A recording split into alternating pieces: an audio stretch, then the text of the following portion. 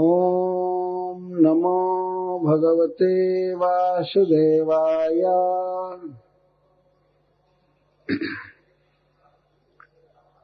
ओम नमो भगवते वासुदेवाय।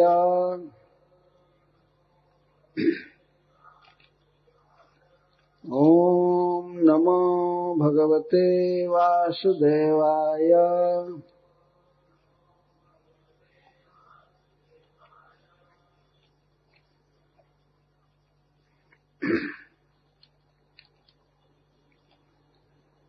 श्रियं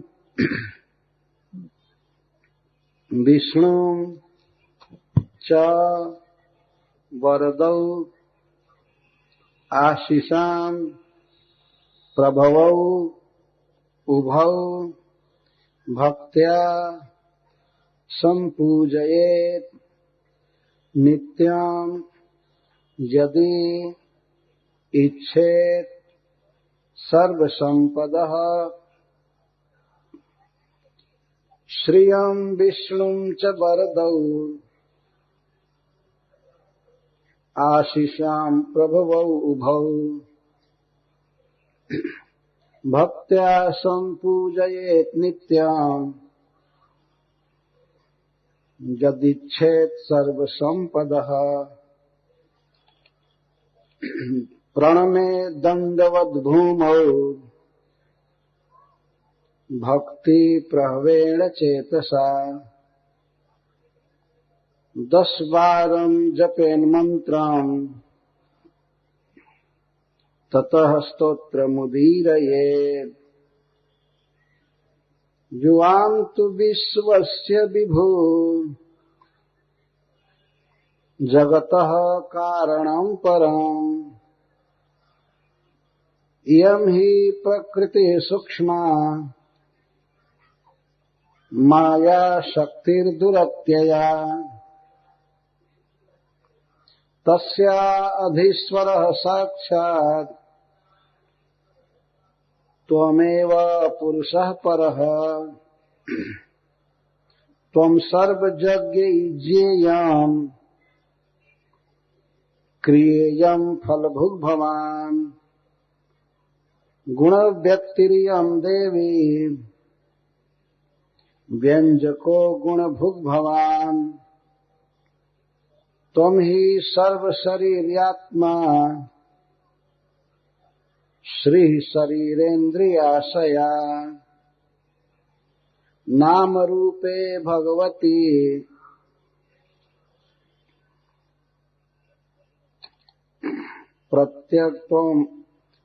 प्रत्ययस्त्वम् अपाश्रयः।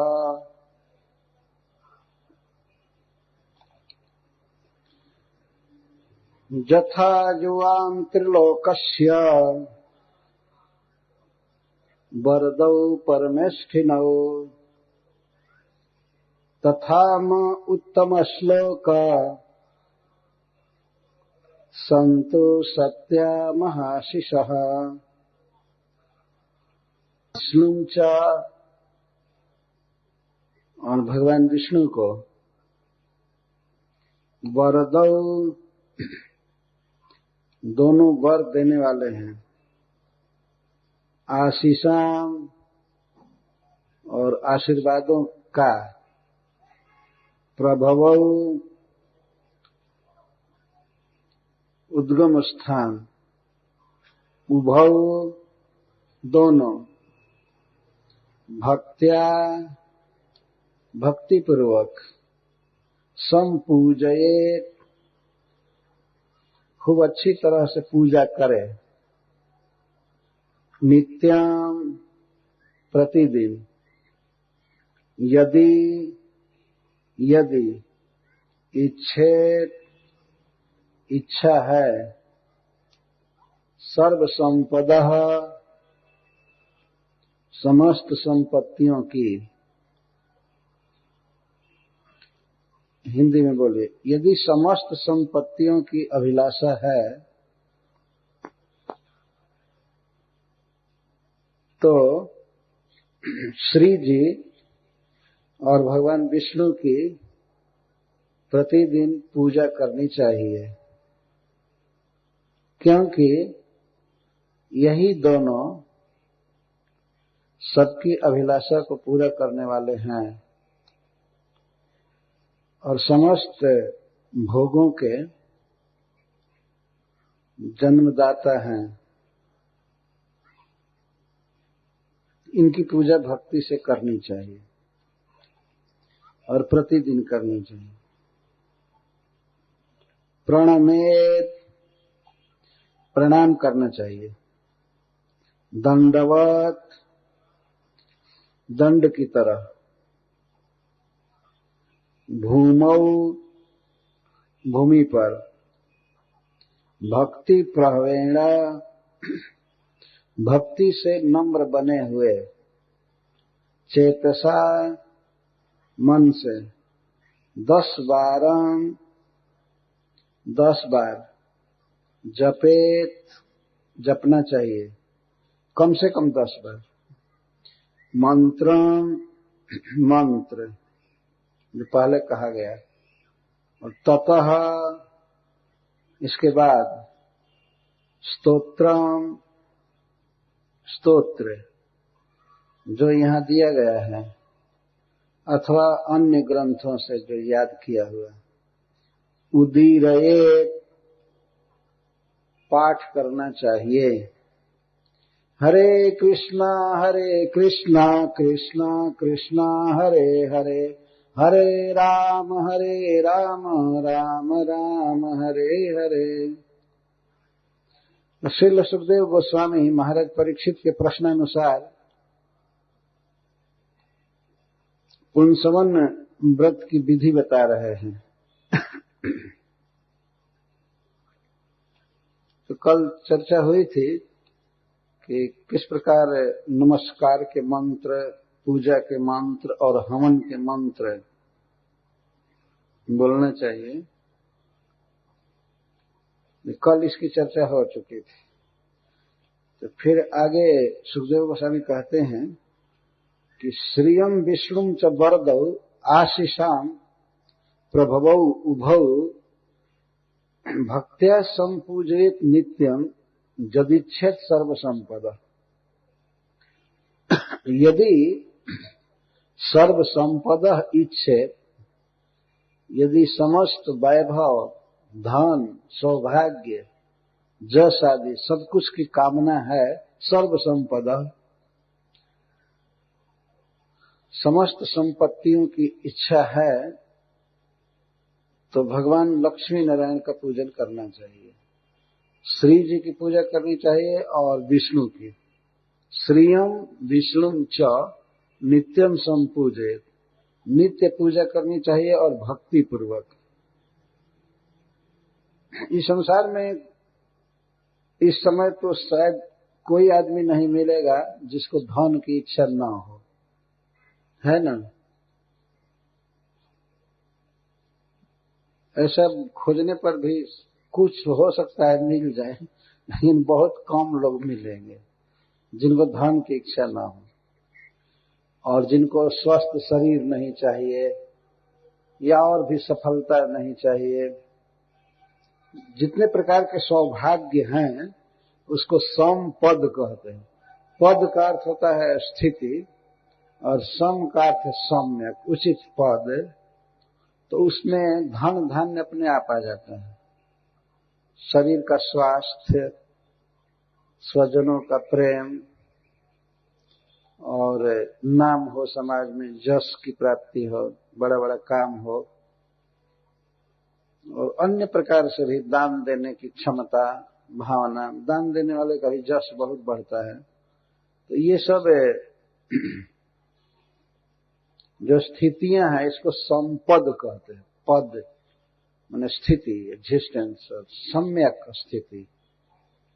तो प्राय आज के युग में लोग संपद का अर्थ केवल धन समझते हैं, और सर्व संपदा, सब प्रकार की सफलता, सब प्रकार का सौभाग्य और धन यदि इच्छे, यदि किसी को इच्छा है, इच्छा करता है, तो उसे चाहिए कि श्रियम विष्णुम च भक्त्या नित्यम संपूजयेत, भक्ति से, प्रेम से भगवान की और श्री जी की पूजा नित्य करे। ये तो बिल्कुल स्पष्ट है। यदि सब प्रकार का सुख चाहिए, सौभाग्य चाहिए, सब कुछ चाहिए, तो भगवान का पूजन करना चाहिए। वैसे छोड़ नहीं दिया गया। आजकल के जैसे लोग पूछते कौन भगवान? भगवान दो है ही नहीं। भगवान विष्णु को कहते हैं। श्रीमद् भागवत में यह कहा गया है, भगवान कौन है?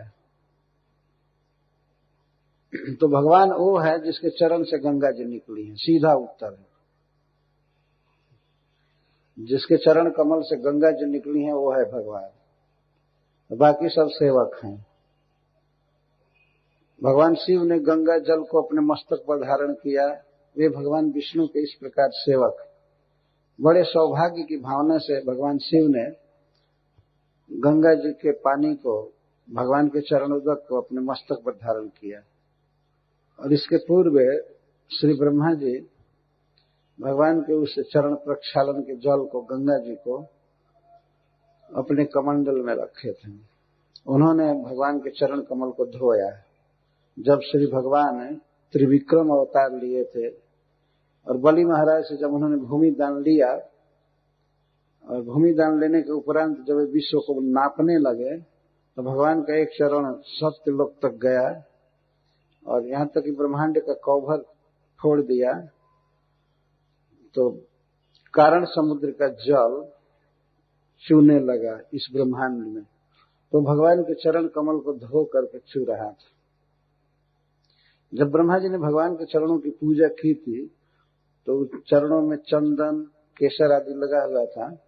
तो श्री गंगा जी कारण समुद्र का जल छू रहा था भगवान के चरणों को धोता हुआ बड़े वेग से धारा में। तो वह थोड़ा थोड़ा पीला पीला हो रहा था। भगवान के चरण कमलों में चंदन, केसर आदि लगाया गया था, उसको धो रहा था। तो सत्यलोक में वो चू रहा था, आ रहा था। तो श्री ब्रह्मा जी उस चरण जल को, चरणामृत को रखे अपने लोक में। और बाद में जब भगीरथ जी ने अपने पूर्वजों को, अपने संबंधियों को तारने के लिए तपस्या किया, तब उसी ब्रह्मलोक से, सत्यलोक से गंगा जी भगवान शिव के मस्तक पर होती हुई, हिमालय से बहती हुई इस पृथ्वी पर आई, भारतवर्ष में। तो ये दोनों इस विश्व में सबसे श्रेष्ठ हैं, भगवान शिव और भगवान ब्रह्मा जी। पर ये दोनों इस प्रकार भगवान विष्णु की भक्ति करते हैं।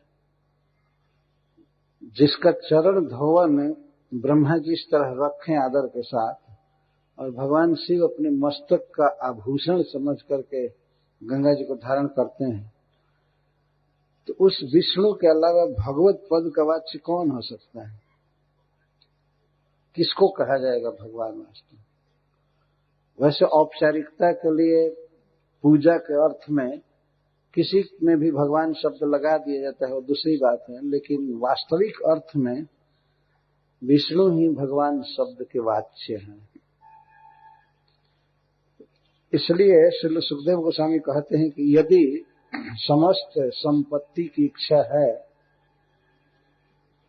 इस लोक में भी और परलोक में भी, सब जगह यदि सुख सौभाग्य चाहिए, तो भगवान विष्णु और लक्ष्मी जी की पूजा करनी चाहिए।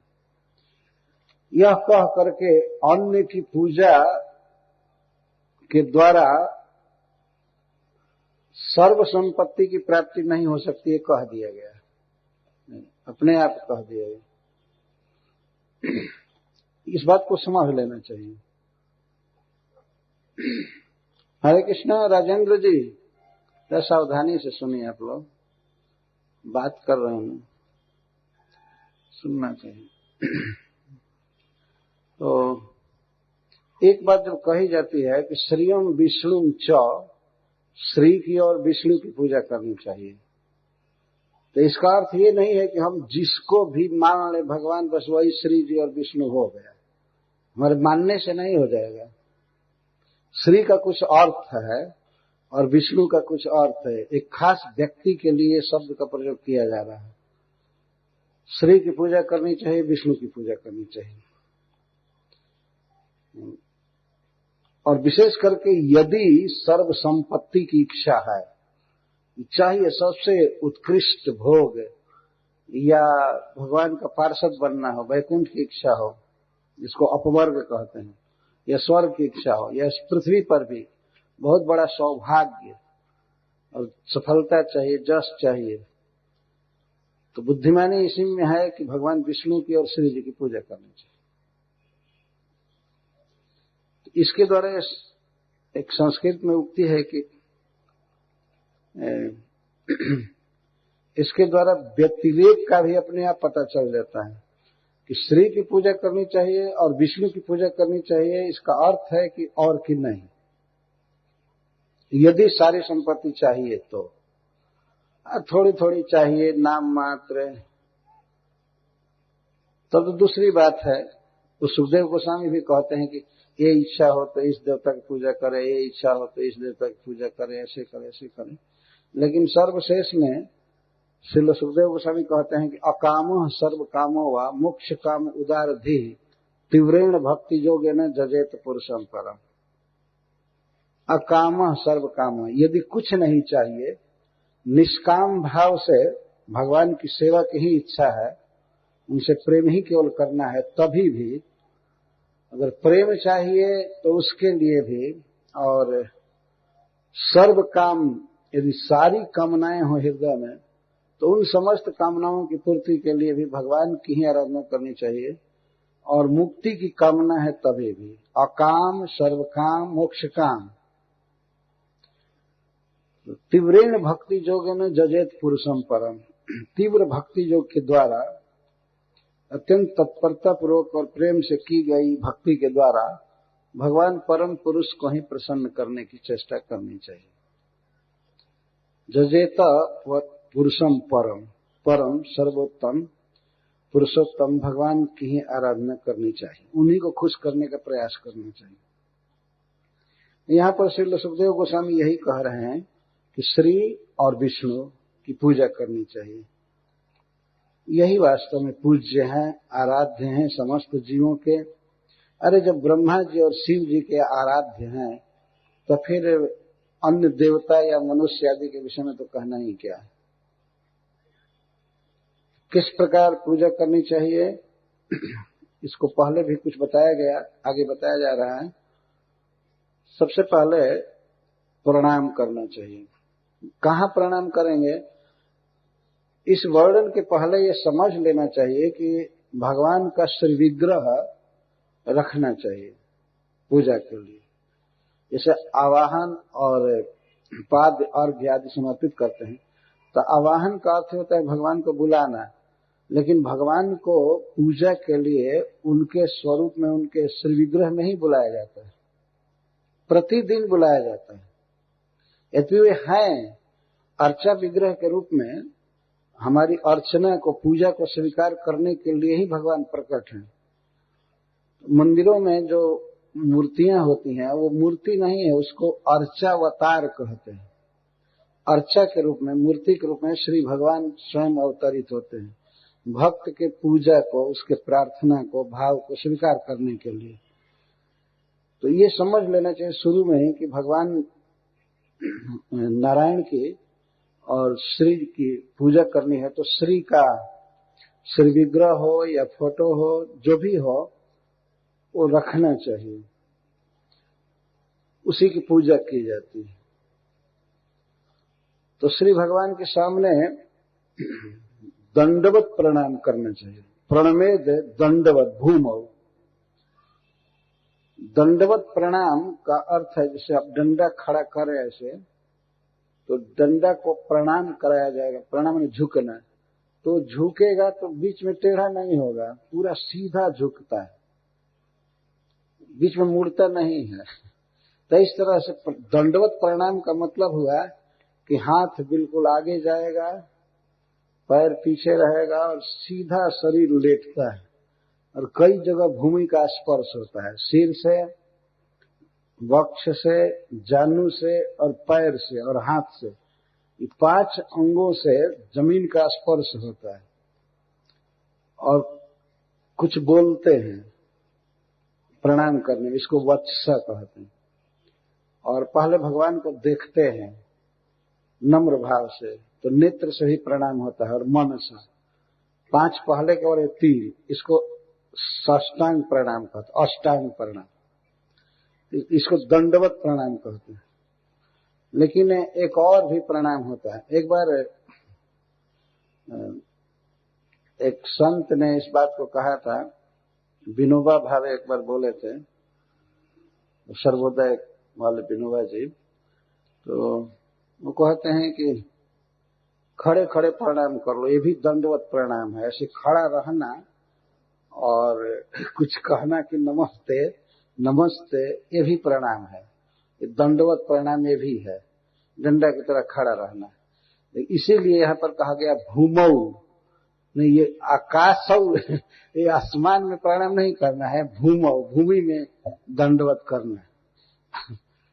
तो ये भ्रम न रह जाए किसी को कि दंडवत प्रणाम का मतलब क्या डंडा की तरह खड़ा रह जाना, नहीं। एक तो प्रणाम हुआ ही नहीं, क्योंकि उसमें झुकना है नहीं, प्रणति नहीं हो रही है। तो भूमौ, भूमि पर शरीर को पूरा लेटा करके दंडवत प्रणाम करना चाहिए, दंड की तरह प्रणाम करना चाहिए। और ऐसा नहीं कि केवल नियम मान करके, भाई नियम है अब क्या करें, सब लोग कर रहे हैं तो हमको भी करना पड़ेगा। कभी कभी ऐसे प्रणाम होता है, जैसे हम लोगों के संस्था में अगर प्रेम ध्वनि बोलते हैं संकीर्तन के बाद, कीर्तन के बाद, आरती के बाद, तो उस समय सभी लोग, सभी भक्त जमीन पर माथा रखकर या प्रणाम दंडवत करके जय बोलते हैं। जैसे श्रील प्रभुपाद जी की जय, श्री राधिका रमण जी की जय। तो कुछ लोग ऐसे होते हैं जो देखते हैं अब तो यहाँ अगर ऐसा नहीं करेंगे तो हम तो उल्ला होंगे, देखते हैं कि अब क्या करें। तो कभी कभी जो बिल्कुल नए होते हैं वो तो साहस करके खड़े ही रहते हैं, लेकिन जो थोड़ा और प्रैक्टिस में आ गए हैं कई दिन से, तो वो धीरे धीरे झुकते और अब भक्तों की तरह ही करते हैं। परंतु उनमें से कुछ लोग ऐसे भी होते होंगे जो अब केवल देखा देखी करते हैं, सामाजिक के मांग है, अब यहाँ हमारा ठीक नहीं लग रहा है, दूसरे तरह से करना, इसलिए करते हैं। इसलिए यहाँ पर श्री सुखदेव गोस्वामी कहते हैं, प्रणाम करे तो भक्ति प्रहवेण चेतसा। प्रहवा का अर्थ होता है नम्रता, भक्ति से, भगवान के प्रति आदर भाव से और प्रेम से चित्त नम्र होना चाहिए। मतलब मन भी प्रणाम करे, झुके, सच में मन में बात हो कि हमें प्रणाम करना है, तो प्रणाम करने में आनंद आना चाहिए। वास्तव में जीव के लिए यह बहुत बड़ा सुख है, भगवान के सामने झुकना। तो मन में नम्रता और स्नेह से, प्रेम से भगवान को प्रणाम करना चाहिए, भार मान करके नहीं। ऐसे भार मान करके भी प्रणाम करे तो वो भी प्रणाम भगवान मान लेते हैं, भगवान प्रणाम का फल देते हैं। लेकिन अच्छा ये है कि बहुत आदर के साथ अपना सौभाग्य मान करके और प्रेम पूर्ण मन से भगवान को प्रणाम करना चाहिए। दंडवत प्रणाम, प्रणामे दंडवत भूमो भक्ति प्रहवेण चेतसा। भगवान को प्रणाम करना एक बहुत बड़ी भक्ति है। पद्म पुराण में कहा गया है कि श्री कृष्ण को एक बार कोई प्रणाम करता है तो वह अश्वमेध यज्ञ करने वाले से भी बढ़ करके होता है। ऐसे अश्वमेध यज्ञ में तो लाखों प्रणाम ही करना होता है भगवान को, लेकिन केवल यज्ञ आदि की बात ली जाए, क्यों हवन करना और सब करना, एक तरफ कोई व्यक्ति वो कर रहा है और दूसरे तरफ कोई भगवान को प्रणाम कर रहा है, तो एक बार जो प्रणाम किया उसके साथ अश्वमेध यज्ञ की तुलना नहीं की जा सकती, क्योंकि अश्वमेध यज्ञ करने वाला पुनर्जन्म में जा सकता है, फिर उसका जन्म मरण होगा, लेकिन कृष्ण को एक बार प्रणाम करने वाला फिर जन्म मरण में नहीं रहता है, मुक्त हो जाता है। ये भगवान के प्रणाम की महिमा है। सकृत प्रणाम किए अपनाए। भगवान के सामने कोई झुकता है तो भगवान सोचने लगते हैं इसको क्या देना चाहिए। सामान्य जगत में भी कोई बड़ा आदमी है, अगर उसके सामने कोई दीन भाव से झुके तो वो भी अपनी स्थिति के अनुसार सोचता है कि इसका कुछ करना चाहिए, बेचारे हमारे शरण में गिर गया है ना, उस जरूर सोचेगा। तो भगवान तो अपनी स्थिति के अनुसार सोचते हैं। वे तो महा उदार हैं और परम ईश्वर हैं, समस्त वस्तुओं के अधिकारी हैं, सब कुछ है। तो कोई उनके चरण में गिरता है तो भगवान अपनी स्थिति के अनुसार सोचते हैं। तो अपनी स्थिति के अनुसार भगवान सोचेंगे तो उसको मुक्त कर ही देंगे। सबसे बड़ा जो उपहार है भगवान का धाम, पार्षदत्व, उसको प्रदान करते हैं। इसलिए भगवान के प्रणाम की बड़ी महिमा है। और भगवत गीता में भगवान ने 4 काम करने के लिए कहा है। 4 काम नहीं करना चाहिए यह भी कहा गया है भागवत में, और गीता में कहा है 4 काम करना चाहिए। 4 काम क्या क्या नहीं करना चाहिए? No meat eating, no gambling, no intoxication इत्यादि। तो ये 4 काम नहीं करना चाहिए और 4 काम करना चाहिए। इसको भगवान कहते हैं एकदम फाइनल, परम गुह्यतम बात, मन मना भव, मद भक्तो, मध्याजी माम नमस्कुरु। ये 4 आदेश दे रहे हैं। मुझमें मन लगाओ, या मेरे मन में जो है वही तुम अपने मन में रखो। इसका ये भी अर्थ है, मन मना भव 1, मद भक्तो भव, मेरा भक्त बनो, मेरी पूजा करो, और माम नमस्कुरु, और मुझे प्रणाम करो। ये 4 चीज बस। सर्व गुह्यतमम भूय शृणु में परमम वचः। भगवान ये कहते हैं कि सबसे गुह्यतम, सबसे श्रेष्ठ बात में है अर्जुन तुमको बता रहा हूं, यही है मन मना भव, मद भक्तो, मध्याजी माम नमस्कुरु। 4 काम करना है, कौन सा कठिन है? भगवान श्री कृष्ण में मन लगाना है।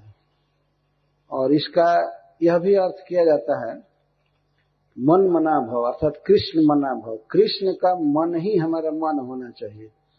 भगवान जो चाहते हैं वही हम करें। कृष्ण के मन के अलावा अलग हमारा कोई संकल्प नहीं होना चाहिए। इसको भी मन मना भव कहते हैं। मेरे मन वाला बनो। और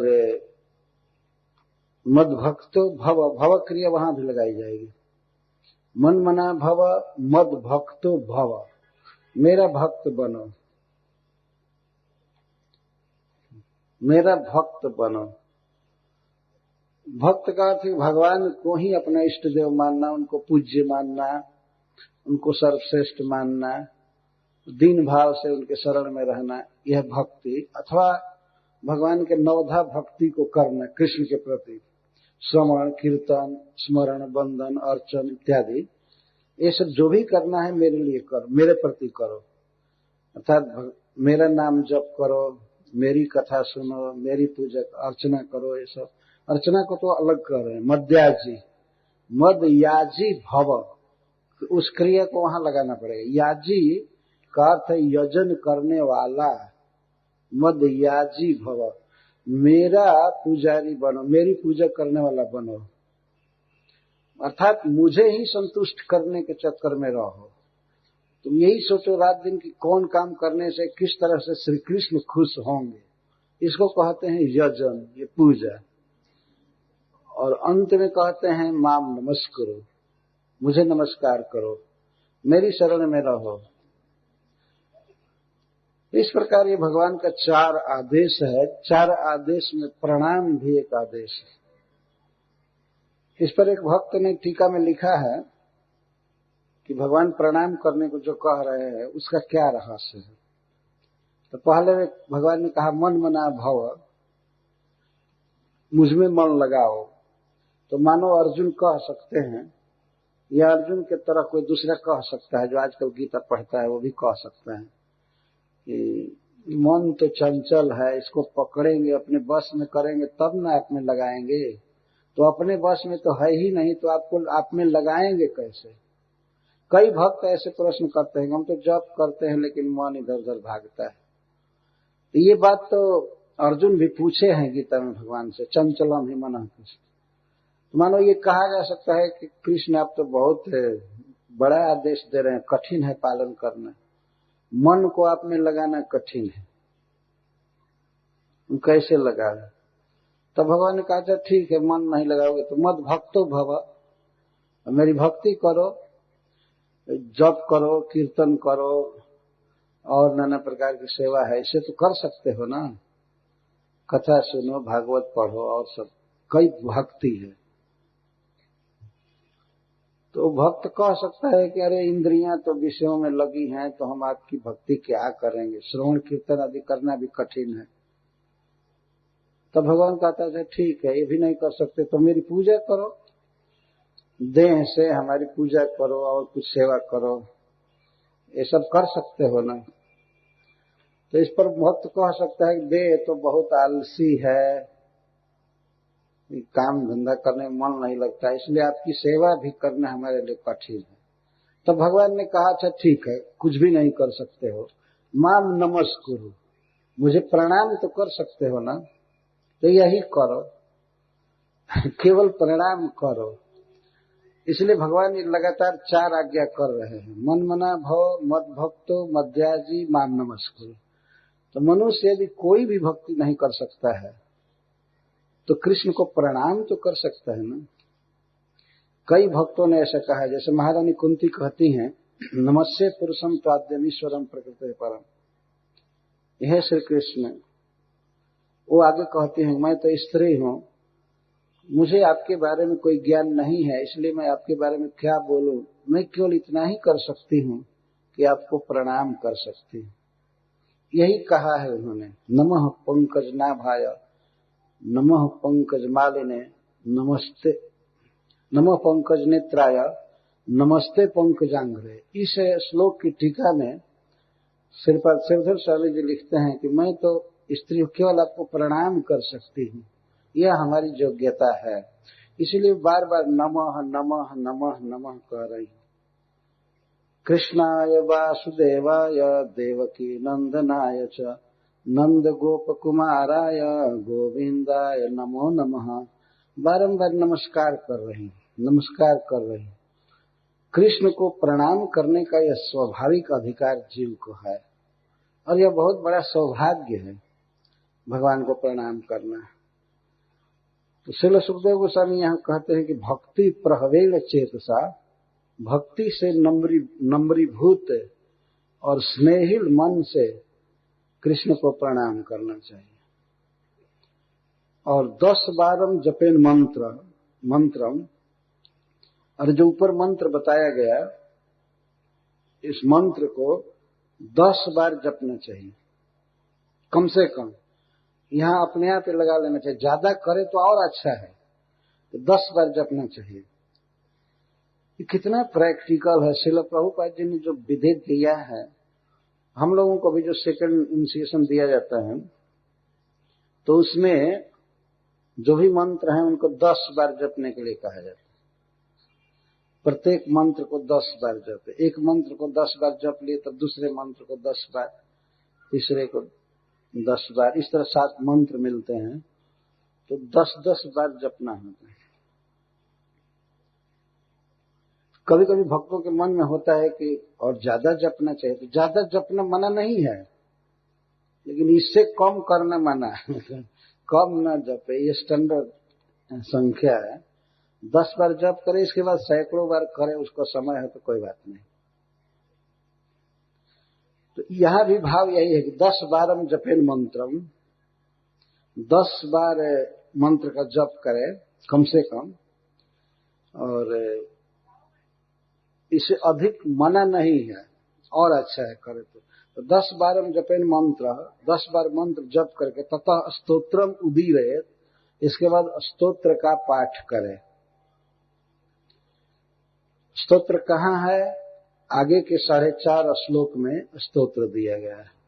इसी को जपने के लिए कह रहे हैं। अथवा स्तोत्रम जपे, और भी कई स्तोत्र है, जैसे ब्रह्म संहिता में है, श्री ब्रह्मा जी कहते हैं गोविंदम आदि पुरुषम तमहम भजामि, उसको भी जपा जा सकता है, गाया जा सकता है। वेणुम कोणंतमरविंद दलायताक्षम बरहावतंस मसिताम्बुद सुंदरांगम कंदर्प कोटि कमनीय विशेष शोभम गोविंदमाद पुरुषम तमहम भजामि। इस तरह से स्तोत्र को पढ़ना, यह पाठ करना, भगवान के गुणों को बोलना एक स्वतंत्र भक्ति है। प्रणाम एक अलग भक्ति है और स्तोत्र पढ़ना भक्ति है, मंत्र जप करना भक्ति है। मंत्र जप 10 बार करने के लिए कहा गया, लेकिन ये जो इस पूजा में मंत्र है इसके लिए 10 बार कह रहे हैं। महामंत्र के लिए ये कोई ऐसी संख्या निश्चित नहीं की जाती है, लेकिन फिर भी आजकल के लोगों की जो स्थिति है उसके अनुसार श्रील प्रभुपाद जी ने 16 माला जपने के लिए निर्धारित किया। 16 माला जप करें। अब इसके अलावा जितना ज्यादा करे तो उसके लिए मना नहीं है, बल्कि स्वागत है, ठीक है करें, पर एटलीस्ट 16 माला करना चाहिए, जिसमें करने में 2 घंटा लगता है। हरे कृष्णा कृष्णा कृष्णा हरे हरे, हरे राम राम राम हरे हरे। और वास्तव में यह भी पुंसवन व्रत है। यदि कोई व्यक्ति समस्त संपत्तियों को चाहता है, सौभाग्य को चाहता है, तो उसे भगवान का नाम जप करना चाहिए। हरे कृष्णा कृष्णा कृष्णा हरे हरे, हरे राम राम राम हरे। यह महामंत्र है। महा का अर्थ सभी समझते ही हैं, दी ग्रेट, सबसे बड़ा। और मंत्र का अर्थ है मन को तारने वाला, मन को पवित्र करने वाला, जो प्राकृतिक धरातल से मन को भगवान के लीला में पहुंचा दे, स्पिरिचुअल जगत में पहुंचा दे। तो यहाँ पर मंत्र का अर्थ ही है महामंत्र के संबंध में। इसके जपने से, आवृत्ति से सब कुछ मिलेगा, सब कुछ मिलेगा।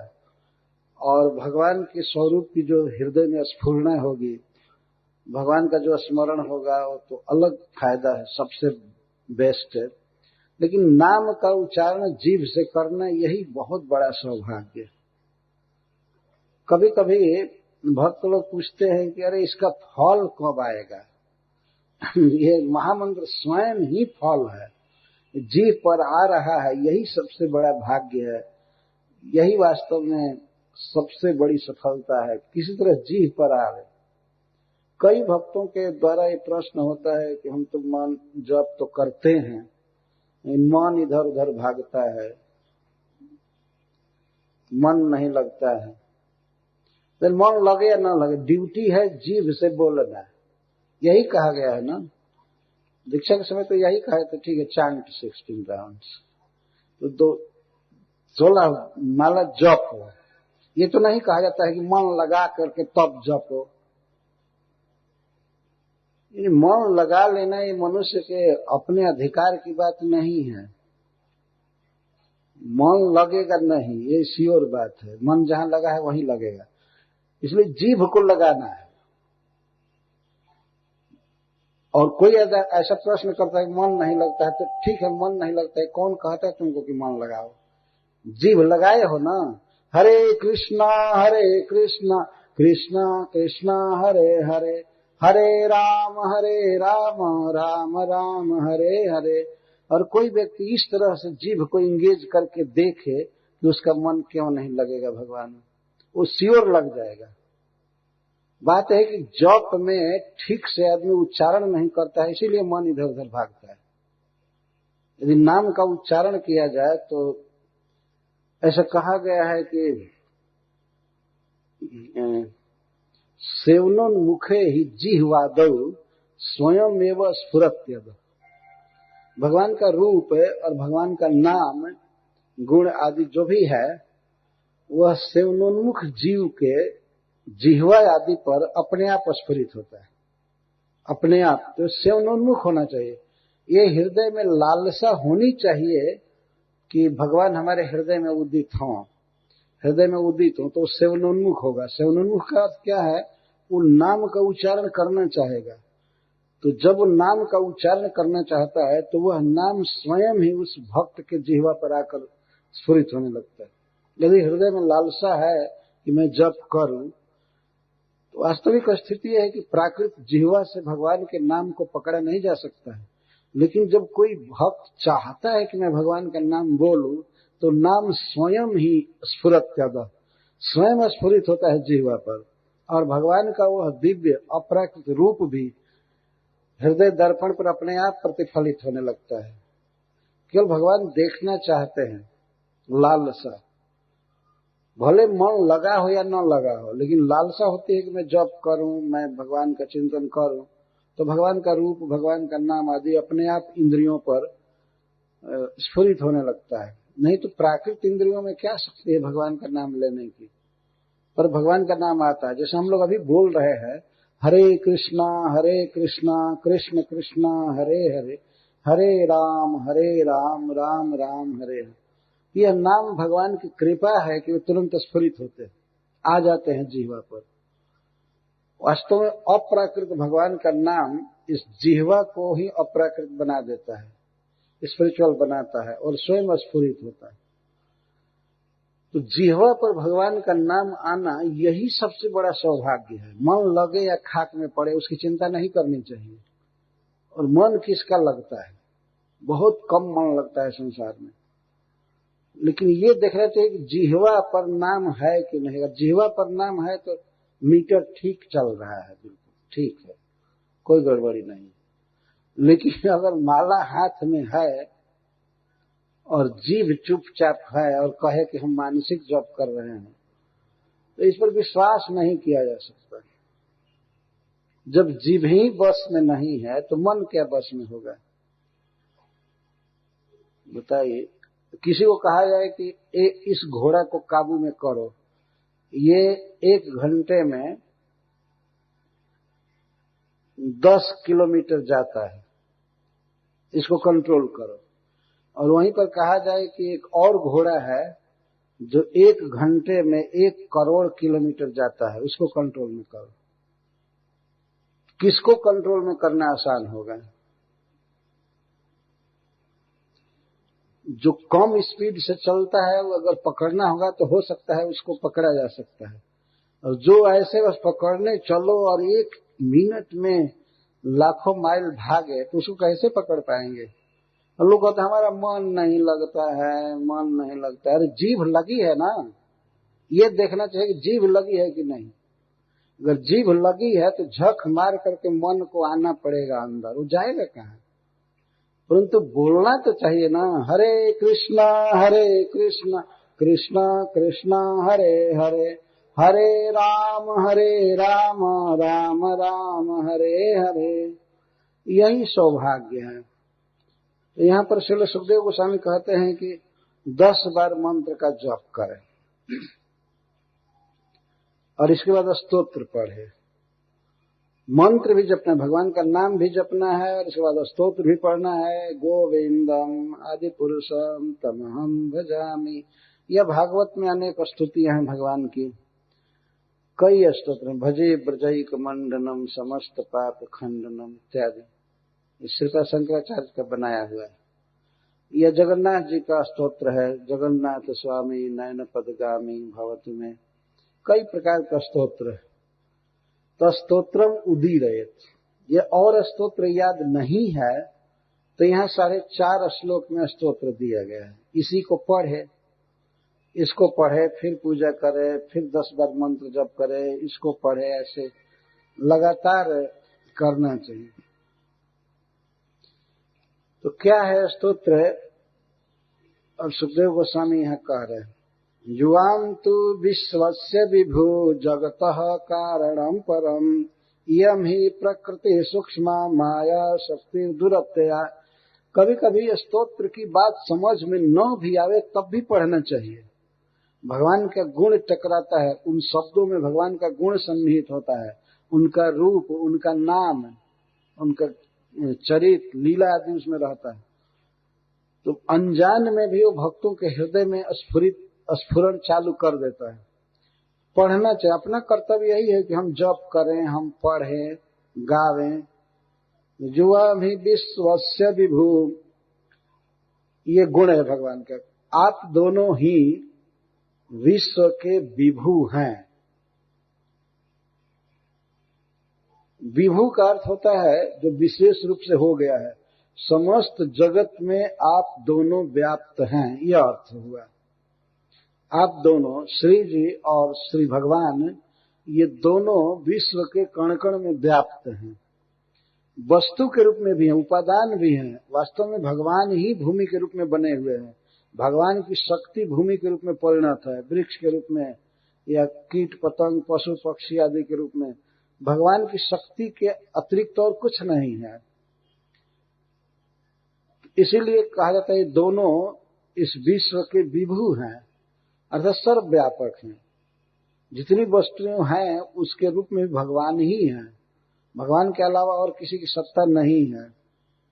और जगतः कारणम परम, विश्व के विभु हैं आप दोनों और जगत के परम कारण हैं। जगत में और विश्व में क्या अंतर है? थोड़ा थोड़ा अंतर होता है। जगत का अर्थ है जीव समुदाय और विश्व का अर्थ है जीव आदि के साथ ये जो विश्व है, जैसे आकाश, जल, अग्नि, वायु और इन पांचों महाभूतों के मिश्रण से बना हुआ है, जैसे पर्वत, नदी, मनुष्यों का शरीर, देवताओं का शरीर इत्यादि, इसको विश्व कहते हैं। और जगत का अर्थ होता है जीव। समस्त जीव समुदाय के आप ही परम कारण हैं। आप दोनों परम कारण हैं। परम कारण का अर्थ ये है कि आपका कोई कारण नहीं है, आपका कोई ओरिजिनल मूल दूसरा नहीं, आप स्वयं सिद्ध वस्तु हैं दोनों, और आप दोनों से सारा जीव समुदाय उत्पन्न हुआ है, सबकी उत्पत्ति हुई है। ऐसा कहा जाता है कि नारायण के अलावा पहले कोई नहीं था। नारायण से ब्रह्मा जी का जन्म हुआ और ब्रह्मा जी से भगवान शिव का जन्म हुआ, उनके आंखों से जन्म हुआ। और ब्रह्मा जी के पुत्रों ने फिर विश्व सृष्टि किया, अनेक जीवों को उत्पन्न किया। मरीचि आदि पुत्रों ने बहुत उत्पन्न किया। और फिर उनके पौत्र, ब्रह्मा जी के पौत्र कश्यप जी, ये सब सृष्टि किए। ब्रह्मा जी के कई पुत्र हैं जिन्होंने ब्रह्मा जी के समान ही मानसी सृष्टि किया, इस विश्व को बढ़ाया। इसलिए आज भी हम लोगों के भारत में वैदिक गणना के अनुसार कि कोई पूछे किसी से कि तुम्हारा पूर्वज कौन है, गोत्र क्या है, तो गोत्र आप देखेंगे कि प्रायः ब्राह्मण गोत्र है, क्योंकि ब्रह्मा जी के पुत्र आदि सृष्टि किए। तो किसी का अंगिरा गोत्र है, किसी का अत्रि गोत्र है, किसी का वशिष्ठ गोत्र है ना। अब किसी से भी देखिए, किसी से भी पूछिए जो उसे वास्तव में ज्ञान है अपने गोत्र का, वंश प्रवर्तक का, तो किसी न किसी ब्राह्मण का नाम बताएगा। वास्तव में इस विश्व की सृष्टि ब्राह्मणों ने ही की है। और बाद में जो भी हुआ, इस प्रकार की सामाजिक व्यवस्था दी गई, लेकिन सृष्टि के मूल हैं भगवान, और भगवान के बाद ब्रह्मा जी, और ब्रह्मा जी के बाद उनके पुत्रगण। इन सब के कारण हैं, ब्रह्मा जी के भी कारण है श्री भगवान, लेकिन श्री भगवान का कोई कारण नहीं है। विष्णु का कोई कारण नहीं है, मतलब उनका कोई मूल नहीं है, वो स्वयं सिद्ध वस्तु है।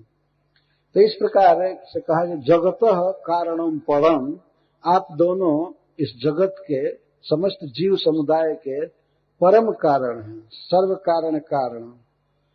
यम ही प्रकृति सूक्ष्म माया शक्ति दुरत्यया।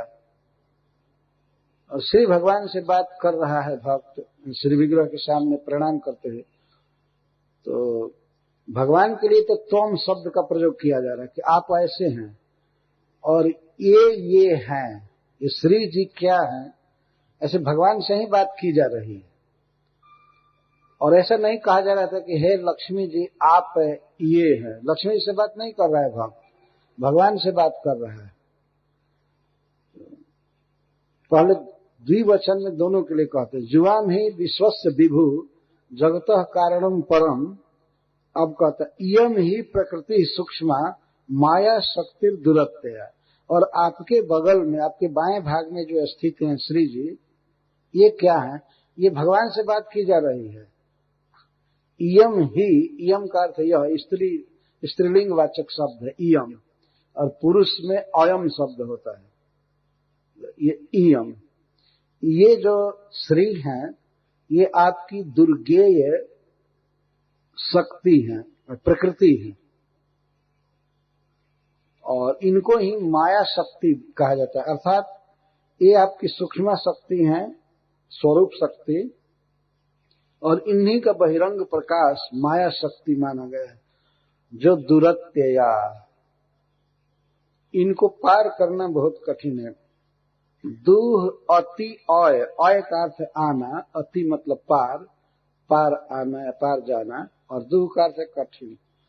भगवान की माया शक्ति दुरत्य है, इस बात को स्वयं भगवान ने स्वीकार किया है। मामेव ये प्रपद्यन्ते माया में तम तरन्ति ते। दैवी है सा गुणमयी मम माया दुरत्यया। मामेव ये प्रपद्यन्ते माया में तम तरन्ति ते। मेरी जो ये बहिरंगा शक्ति है, माया शक्ति, इसके 3 गुण हैं, और यह दुरत्य है किसी के लिए। जो मेरा भक्त नहीं है, मुझे समर्पण नहीं किया है, वो कभी भी इसके चंगुल से मुक्त नहीं हो पाएगा। कौन छूटते हैं इस माया से? तो मामेव ये प्रपद्यन्ते, मेरी ही जो प्रपत्ति लेते हैं, मेरी शरण में आते हैं, वही इस माया को पार पाते हैं। माया छोड़ देती है, जब देखती है कि ये कृष्ण का भक्त हो गया तो माया छोड़ देती है, अपने आप छोड़ देती है, अन्यथा दुरत्य है। तो इस माया शक्ति को सूक्ष्मा और दुरत्यया कहा जा रहा है। सूक्ष्मा से तात्पर्य है स्वरूप शक्ति, और दुरत्यया माया शक्ति से तात्पर्य बहिरंगा शक्ति। श्री जी ही बहिरंग प्रभाव से माया शक्ति का कार्य करती हैं, और अंतरंग जो उनका स्वरूप है वह है योग माया स्वरूप शक्ति। तस्या अधीश्वर साक्षात त्वमेव पुरुषा पर। उस माया शक्ति के या स्वरूप शक्ति के आप ही साक्षात अधीश्वर हैं, स्वामी हैं। इस माया शक्ति के द्वारा विश्व में जो कुछ भी रचना की गई है, जो कुछ भी बनाया गया है, सबके स्वामी हैं भगवान। जब साक्षात माया शक्ति के ही स्वामी हैं, तो माया के द्वारा उत्पन्न की गई समस्त वस्तुओं के भोक्ता हैं, स्वामी। तो भगवान से डायरेक्ट भक्त कह रहे, तुम ही तस्या, तुम ही साक्षात अधीश्वर, आप ही साक्षात अधीश्वर हैं। अधीश्वर का भी एक अर्थ है, अधीश्वर का अर्थ है अधिकार पूर्वक ईश्वर, और उसका अर्थ होता है स्वयं वे ईश्वर हैं। ऐसा नहीं है कि वोट देकर के 5 साल के लिए ईश्वर बना दिए गए। स्वयं अधीश्वर, अधिकार पूर्वक, स्वरूप से। ऐसा नहीं कि आज मान लीजिए 2-4 हजार वर्ष के लिए भगवान विष्णु माया के मालिक हैं इस विश्व के, और इसके बाद वो कोई दूसरा होने वाला है, ऐसा नहीं है। सदा स्वामी है, अधीश्वर इसको कहते हैं, अधिकार पूर्वकम ईश्वर, ये स्वरूप है भगवान का। इस बात को जानना चाहिए कि वास्तव में माया शक्ति के द्वारा उत्पन्न की गई इन समस्त वस्तुओं के अधीश्वर कौन है? कौन है स्वामी, उपभोक्ता? वैसे तो रचयिता भी भगवान ही है, लेकिन कंट्रोलर या उपभोक्ता, ये भोक्ता, उपभोक्ता नहीं है। तो यह उप शब्द भी लगाया जाता है कभी कभी, लेकिन भगवान सीधा कहते हैं भोक्ता, भर्ता, महेश्वर। मैं इस विश्व का भर्ता हूं, और मैं भोक्ता हूं, और महाईश्वर हूं मैं।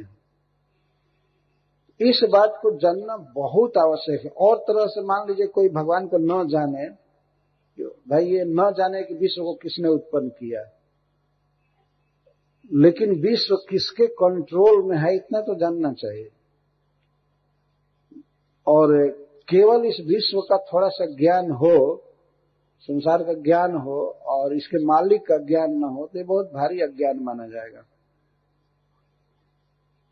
तो कोई व्यक्ति कहीं घर लेना चाहता है तो जा करके किसी घर को, फ्लैट को नापने लगे और लोगों से पूछे इसमें कितना सीमेंट लगा, इसमें छड़ कितना लगा, कौन कौन मिस्त्री लगे थे, कितने दिन बनाने में लगा, और मैं इस घर में रहना चाहता हूं बस। तो सबसे पहले तो उसे पूछना पड़ेगा कि घर है किसका, चाहे जितना सीमेंट लगा हो, छड़ लगा हो, इससे कोई जरूरत नहीं है पूछने की। मालिक का पता लगाएगा कि इसका कंट्रोलर कौन है, प्रोप्राइटर कौन है, उससे हमें घर लेना है। लेकिन कोई व्यक्ति मालिक का पता न लगावे और कहे कि नहीं हमें रहना है, हम जान गए ना कि इतनी लंबाई चौड़ाई है और इतना मसाला लगा है, हो गया, जानकारी काफी हो गई, हम रहेंगे, तो क्या उसको रहने दिया जाएगा? इसी तरह आजकल के वैज्ञानिक हैं। इस विश्व में अनेक प्रकार से प्रकृति काम कर रही है, नेचर काम कर रही है। कोई भी चीज ये आविष्कार कर लेना, ये आविष्कार कर लेना, ये आविष्कार कर लेना, ये आविष्कार कर लेना। तो वह कैसा है आविष्कार? जैसे किसी घर में बिजली फिट कर दी गई है, स्विच भी लगा दिया गया है और दूसरे लोगों को पता नहीं है कि इसमें प्रकाश कैसे आएगा, प्रकाश कैसे आएगा। तो कोई व्यक्ति जाकर के स्विच ऑन कर दिया तो उसको कहा जाएगा साइंटिस्ट, कितना बड़ा आविष्कार किया, बाप रे बाप, कितना बड़ा आविष्कार किया है। तो घर अंधकार में डूबा हुआ था, इसने प्रकाश भर दिया। वो कुछ नहीं किया है, केवल कहीं से स्विच टच कर गया है। तो उसको शाबाशी दी जाएगी क्या? मान लीजिए संसार में ऐसा कोई व्यक्ति हो, 1-2 साल से घर में अंधकार पड़ा है, किसी को पता नहीं है, और कोई व्यक्ति स्विच ऑन कर दिया, बिजली तो पहले से ही फिट है, पहले से सब कुछ है, तो कोई भी व्यक्ति क्या उसको कहेगा कि वाह रे साइंटिस्ट, वाह रे वैज्ञानिक, आविष्कार कर दिया। और आविष्कार का अर्थ भी क्या है? आविष्कार, आविष्कार, प्रकट कर दिया, यही अर्थ हुआ ना आविष्कार का, यही अर्थ हुआ। नया कुछ क्रिएट नहीं किया, कुछ बनाया नहीं। जैसे गुरुत्वाकर्षण शक्ति है, तो कौन किया था? कोई है? न्यूटन। हाँ, तो उसने देखा किसी फल को गिरते हुए, तो सोचा कि जमीन पर ही क्यों गिर रहा है, ये उधर आकाश में क्यों नहीं चला जा रहा है। तो उसने ये पता लगाया कि पृथ्वी में गुरुत्वाकर्षण शक्ति है, इसमें कोई महाचुंबकीय गुण है जो किसी वस्तु को इधर खींच रहा है, और ठीक इस पृथ्वी के नीचे मान लीजिए अमेरिका आदि देश हैं, तो वहां जो वस्तु गिरेगी आकाश में तो वो भी इस पृथ्वी पर ही खींचेगी, और वहां पर वही ऊंचा लग रहा है वो आकाश। तो चारों तरफ से पृथ्वी पर कोई चीजें गिर जाती है। इसका मतलब इसमें बहुत बड़ा आकर्षण शक्ति है, जिसके बारे में भगवान श्री कृष्ण स्वयं ही कहते, गामा विश्व से भूतानि धारयामि हम वो जैसा, मैं इस पृथ्वी में आकर्षण शक्ति के रूप में विद्यमान हूं और इस पृथ्वी पर मैं सभी चीजों को धारण कर रहा हूं। पृथ्वी में स्वयं आविष्ट होकर के जीव पालन कर रहा हूं, पेड़ पौधा उगा रहा हूं, ये दे रहा हूं, वो दे रहा हूं, और सब चीज इस पर अवस्थित है। तो कुछ नया काम उसने नहीं किया, पता लगा लिया कि हाँ गुरुत्वाकर्षण शक्ति है, पर गुरुत्वाकर्षण शक्ति का मूल स्रोत कौन है, कौन महाचुंबक है? वो है कृष्ण, महाआकर्षक। कर्षति इति कृष्ण, जो खींच ले, सबको आकृष्ट कर ले, उसको कृष्ण कहते हैं। सभी विषय में श्री कृष्ण परम आकर्षक हैं, चाहे ज्ञान, बल, वैराग्य, ऐश्वर्य, किसी भी विषय में श्री कृष्ण आकर्षक, इसीलिए इनको कृष्ण कहते हैं। तो ये सब चीजें भगवान ने पहले से भर करके रखा है इस पृथ्वी पर। बुद्धिमानी इसी में है कि सबसे पहले ये पता लगाना चाहिए कि इसका प्रोप्राइटर कौन है, इसका मालिक कौन है इस संसार में। और यद्यपि मनुष्य समाज में यह एक सामान्य धारणा है कि भगवान है, और शब्द का प्रयोग भी किया जाता है, मालिक है, ऊपर वाला देख रहा है। कभी कभी कहते भी हैं, देखो ऐसा गलत मत बोलो, ऊपर वाला देख रहा है। तो ऊपर वाला देख रहा है तो ऊपर वाला का क्या नाम है, क्या रूप है, किस घर में रहता है, और उसका फैमिली मेंबर्स कौन कौन है, ये भी पता होना चाहिए ना। ऊपर वाला देख रहा है तो ऊपर तो एक गिद्ध भी उड़ता है, ऊपर वाला देख रहा है। ऊपर वाला कोई व्यक्ति है ना। ये जरूर बात है कि भगवान ऊपर रहते हैं ऊपर रहते हैं। एक बहुत महत्वपूर्ण बात है, लेकिन सामान्य तरीके से घटना हुई थी। हमें याद है बचपन में हम लोग जो खेल करते थे कभी कभी, तो खेल में अगर कोई लड़का कुछ बेईमानी करता था तो उसको दूसरे लड़के कहते थे, गंगा की तरफ हाथ करके बोलो तो ऊपर हाथ करके बोलो। तो गंगा जी ओरिजिनल तो गंगा जी ऊपर ही रहती है ना, और बाद में पृथ्वी पर आई तो भगवान की तरफ हाथ करके बोलो। ये खेल खेल में बात होती थी, भगवान की तरफ हाथ करके बोलो। तो अगर उस लड़के को झूठ बोलना होता था तो ऊपर हाथ नहीं करता था, अरे नहीं तो समझ लिया जाता था कि ये झूठ बोल रहा है। झूठ नहीं बोल सकता था हाथ ऊपर करके। या कभी कभी हम लोग कहते हैं, अभी भी गांव के लड़के कहते हैं, छाती पर हाथ रख के बोलता। ये बात छाती, यहां तो भगवान रहते हैं, सर्वस्य चाहम हृदय सन्निविष्ट, तो भगवान के पास हाथ रख करके कैसे झूठ बोलेगा। कभी कभी हम लोग कहते थे, नहीं नहीं तुम छाती पर हाथ रखो, हाथ रखो, हाथ रख छाती पर, न रखो, हाथ पीछे कर देते। आजकल के तो इतने बेईमान लोग हैं, भगवान पर रखवाओ चाहे दुनिया पर रखवाओ, रहकर झूठ बोल रहे यह हमारा कल्चर है, संस्कृति है। बच्चों में भी भगवान के प्रति श्रद्धा विश्वास भरा हुआ रहता है, खेल खेल में भी वे झूठ नहीं बोलते इस तरह।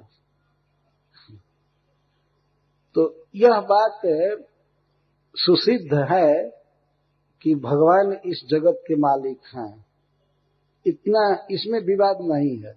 कि दुनिया का कोई भी धर्म मानने वाला इस बात को मानता है कि वास्तव में भगवान मालिक है, ये भगवान है। लेकिन भगवान कैसे हैं, कहाँ रहते हैं, इस विषय में बहुत भेद है, बहुत मतभेद है। उसी को यहाँ पर क्लियर किया जा रहा है कि विष्णु ही वास्तविक ईश्वर हैं, वही स्वामी हैं इस प्रकृति के, इस माया शक्ति के। त्वमेव अधीश्वर, और साक्षात अधीश्वर। ऐसा नहीं कि भगवान किसी दूसरे के द्वारा इस विश्व को कंट्रोल कर रहे हैं, एक एक जीव के हृदय में भगवान है। ऐसा वे नहीं कहें कि ब्रह्मा जी आप कंट्रोल कीजिए जीव के हृदय में रह करके, उसको आप सर्वस्व चाहम हृदय सन्निविष्ट, सर्वस्व हृदय सन्निविष्ट, मैं सबके हृदय में हूं। ईश्वर सर्वभूता नाम हृदय से अर्जुन तिष्ठति, इसको डायरेक्ट कंट्रोलर कहते हैं। भगवान है इस शरीर में, तब ये शरीर काम कर रहा है। तो इस तरह से इस विश्व की जो भी वस्तुएं हैं उसके स्वामी हैं श्री कृष्ण, विष्णु स्वामी है। इस बात को समझना चाहिए, इस तरह से गीत गाना चाहिए कि हे प्रभु आप ऐसे हैं, और श्री जी आपकी शक्ति हैं, ये माया शक्ति हैं, यही इस प्राकृत जगत को उत्पन्न करती हैं, और अप्राकृत जगत में भी यही कंट्रोलर हैं स्वरूप शक्ति के रूप में, और इस प्राकृत जगत में बहिरंगा शक्ति के रूप में ये हैं और दुरत्य हैं। इनका पार पाना आपके अभक्तों के लिए बहुत कठिन है, दुरत्य हैं। लेकिन जो कोई भी सौभाग्य से आपकी शरण लेता है, आपका नाम जप करता है, आपको प्रणाम करता है, तब वो माया से मुक्त हो जाता है। कितना सीधा सीधा वाक्य है, भगवान कहते हैं कि दैवी हेसा गुणमयी मम माया दुरत्य, यह दैवी अलौकिक शक्ति से युक्त मेरी माया है त्रिगुणमयी, ये दुरत्य है। पर किसके लिए दुरत्य है? जो मेरे भक्त नहीं है उनके लिए दुरत्य है। बाकी मामेव ये प्रपद्यन्ते माया में तन तरन्ते, जो मेरी शरण लेते हैं वे इस माया से पार हो जाते हैं। और इससे ज्यादा सरल क्या उपदेश होगा। और माम एव, मेरी ही शरण जो लेते हैं वो माया से छूटते हैं। ऐसा नहीं कि किसी की भी शरण लो और माया छोड़ दे, नहीं नहीं, ये माया इतनी कमजोर नहीं है। देवता लोग तो यहां तक कहे हैं, भगवान से ही कहें कि हे प्रभु, आपके चरण शरण को छोड़ करके कोई व्यक्ति यदि अन्य देवताओं की उपासना करके संसार से छूटना चाहता है, जन्म मरण से मुक्त होना चाहता है, तो वह वैसा मूर्ख है जैसे कोई व्यक्ति कुत्ते की पूंछ पकड़ करके महासागर पार करना चाहे। किसी व्यक्ति के मन में मान लीजिए समुद्र पार करने की इच्छा हो और पास में कोई कुत्ता आकर के पानी पी रहा हो और थोड़ा सा नहाने के लिए थोड़ा किनारे जाए 2-4 फीट, तो सोचे कि इसकी पूंछ पकड़ करके मैं पार हो जाऊंगा। स्व लांगुने नाते तितर्थ सिंधु, तो क्या वह व्यक्ति समुद्र पार कर पाएगा? वो व्यक्ति की बात छोड़ दीजिए, वो कुत्ता पार करेगा क्या समुद्र? 200-400 मीटर जाते जाते गज से डूब कर मर जाएगा अपने आप। तो उसकी पूंछ पकड़ करके कोई कैसे पार हो पाएगा? तो इस प्रकार की नासमझी बहुत लोग करते हैं और सीधे भगवान की शरण न लेकर के हमको ये गुरु पार कर देगा, तो ये बाबा पार कर देगा, ये पार कर देगा, ये देवता पार कर देगा, ये सब डूबेंगे मरेंगे, काहे को पार करने जाए? वो अपने को पार करने यही काफी है, और दूसरे को क्या पार करेंगे?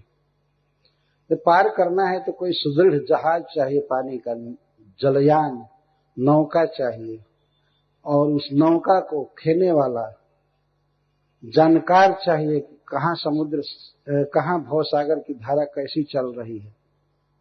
और नहीं जानकारी न हो तो कुछ शिष्यों के साथ आदमी ऐसे ही डूब जाता है जैसे वो टाइटैनिक डूब गया जहाज, है ना। तो अपने प्रथम यात्रा में ही डूब गया, और संसार के बहुत महत्वपूर्ण लोग जीवन खो बैठे अटलांटिक महासागर में। एक जगह ऐसे गया जहाज जहां पर धीरे धीरे उसका अगला सिरा नीचे होने लगा, ये ऐसा लिखा गया था, मैं पढ़ा था, नीचे होने लगा अगला सिरा। और वहां क्या था कि बहुत भारी भंवर पड़ रही थी अटलांटिक महासागर में, बहुत बड़ी समुद्र की भंवर, तो समुद्र जैसे बहुत विशाल, और उसमें वो फंस गया। और जब धीरे धीरे नीचे होने लगा सिर, तब हाहाकार मचने लगा, अब तो ये डूबेगा डूबेगा, लेकिन अब वहां कौन बचाने वाला था? नहीं, डूबेगा। कुछ गुरु लोग अपने पूरे शिष्यों के साथ डूबेंगे, ये निश्चित है।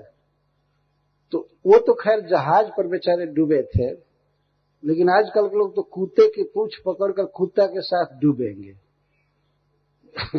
तो कोई भी थोड़ा भी पार नहीं हो सकते, थोड़ा भी सद्गुण नहीं आ सकता है। अगर पार होना है तो भगवान कृष्ण के चरण शरण को ही नौका कहा गया है। त्वदपाद पोते न महत कृते न कुर्वंत गोवत्स पदम भवान। भगवान का नाम ही वास्तविक नौका है। भव समुद्र हरिपद नौका बिनु कोई न उतरे पार। सूरदास जी लिखे हैं कि इस भव समुद्र में भगवान श्री कृष्ण के चरण कमल रूपी नौका के बिना कोई पार नहीं करेगा। ये जो मन और ये जो लोगों के मन में है कि हमको ये हमारा इष्ट पार करेगा, ये पार करेगा, इसकी आराधना कर रहे हैं, उसी की आराधना कर रहे हैं, अरे वो अपने को पार नहीं कर पाएगा, दूसरे को क्या पार करेगा?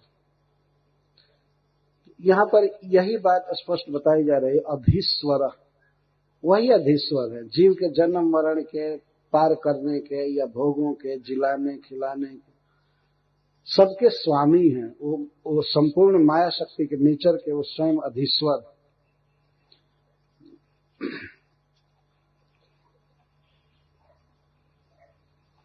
तुम सर्व यज्ञ ईजेयम क्रियेयम फल भुग भवान।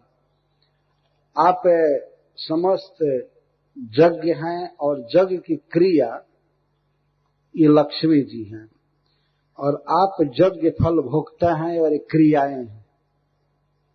इसका अर्थ ये है कि प्रकृति क्रियमाणानी, प्रकृति कार्य करती है लेकिन इसके भीतर सारी शक्ति भगवान दे रहे हैं, और इस प्रकृति के द्वारा उत्पन्न की गई समस्त वस्तुओं के भोक्ता भगवान है, स्वामी भगवान है, प्रोप्राइटर है, इंजॉयर है।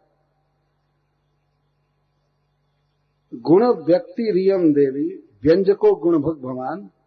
यह देवी श्री जी सत्व रज तम आदि गुणों की अभिव्यक्ति है, अर्थात इनसे व्यक्ति होती है। यदि व्यंजको गुणभुग भगवान, वास्तव में गुणों को अभिव्यक्त करने वाली गुणमयी माया है, और आप गुणों को व्यक्त करते हैं, और गुणों के भोक्ता भी आप हैं, गुणभुग भगवान। किसी यहां गुणभुग का मतलब है गुणों के भोक्ता, अर्थात वास्तविक स्वामी, वास्तविक प्रोप्राइटर, अधिकार। जैसे किसी कारखाना में, दुकान में कई सेवक होते हैं, काम करते हैं, लेकिन वास्तव में उस फर्म के फल का भोक्ता मालिक होता है, और चाहे घाटा हो नाफा हो जो भी हो, वही उसका मालिक होता है। दूसरे लोग काम करने के लिए होते हैं। तो यहां बताया जा रहा है कि प्रकृति काम करती है वही भगवान की शक्ति से, लेकिन प्रकृति के द्वारा उत्पन्न की गई समस्त वस्तुओं के वास्तविक भोक्ता श्री भगवान है। तुम ही सर्व शरीर आत्मा श्री ही शरीर इंद्रिया से, समस्त शरीरियों की आत्मा आप हैं। समस्त शरीरों में जो चेतना है, जीव में चेतना का संचार हो रहा है, वो श्री भगवान है, और श्री जी शरीर इंद्रिय और आशय है, चेतना नहीं है, माया के रूप में। नाम रूपे भगवती प्रत्ययस्तम अपाश्रय। इस संसार में जो भी नाम और रूप देखा जाता है, यह वास्तव में भगवती आपकी माया शक्ति है। माया ही नाम और रूप को पैदा की है, और आप प्रत्यय तुम अपाश्रय, इन सब के आश्रय आप हैं। आपके भीतर यह सृष्टि हुई है, आपके भीतर सृष्टि फल फूल रही है, आप ही आश्रय हैं। और अंतिम श्लोक में भक्त प्रार्थना करता है कि हे प्रभु, आप दोनों स्त्रीलोक के वरदानी हैं और परमेष्ठी हैं, परम अधिकारी के रूप में आप स्थित हैं। जुआम जथा जुआम त्रिलोकस्य वरदौ परमेष्ठिनौ। वरदौ, वर का अर्थ किसी के मनोरथ को पूरा करने वाला, देने वाला।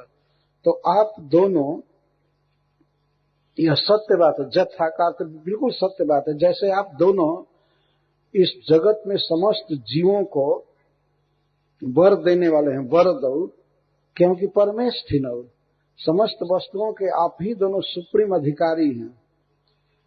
तो इस बात के अनुसार जब आप सबसे श्रेष्ठ हैं, सबसे वरदानी हैं, तो इस सत्य के अनुसार हे उत्तम श्लोक, हमारे भी मनोरथ सत्य हों।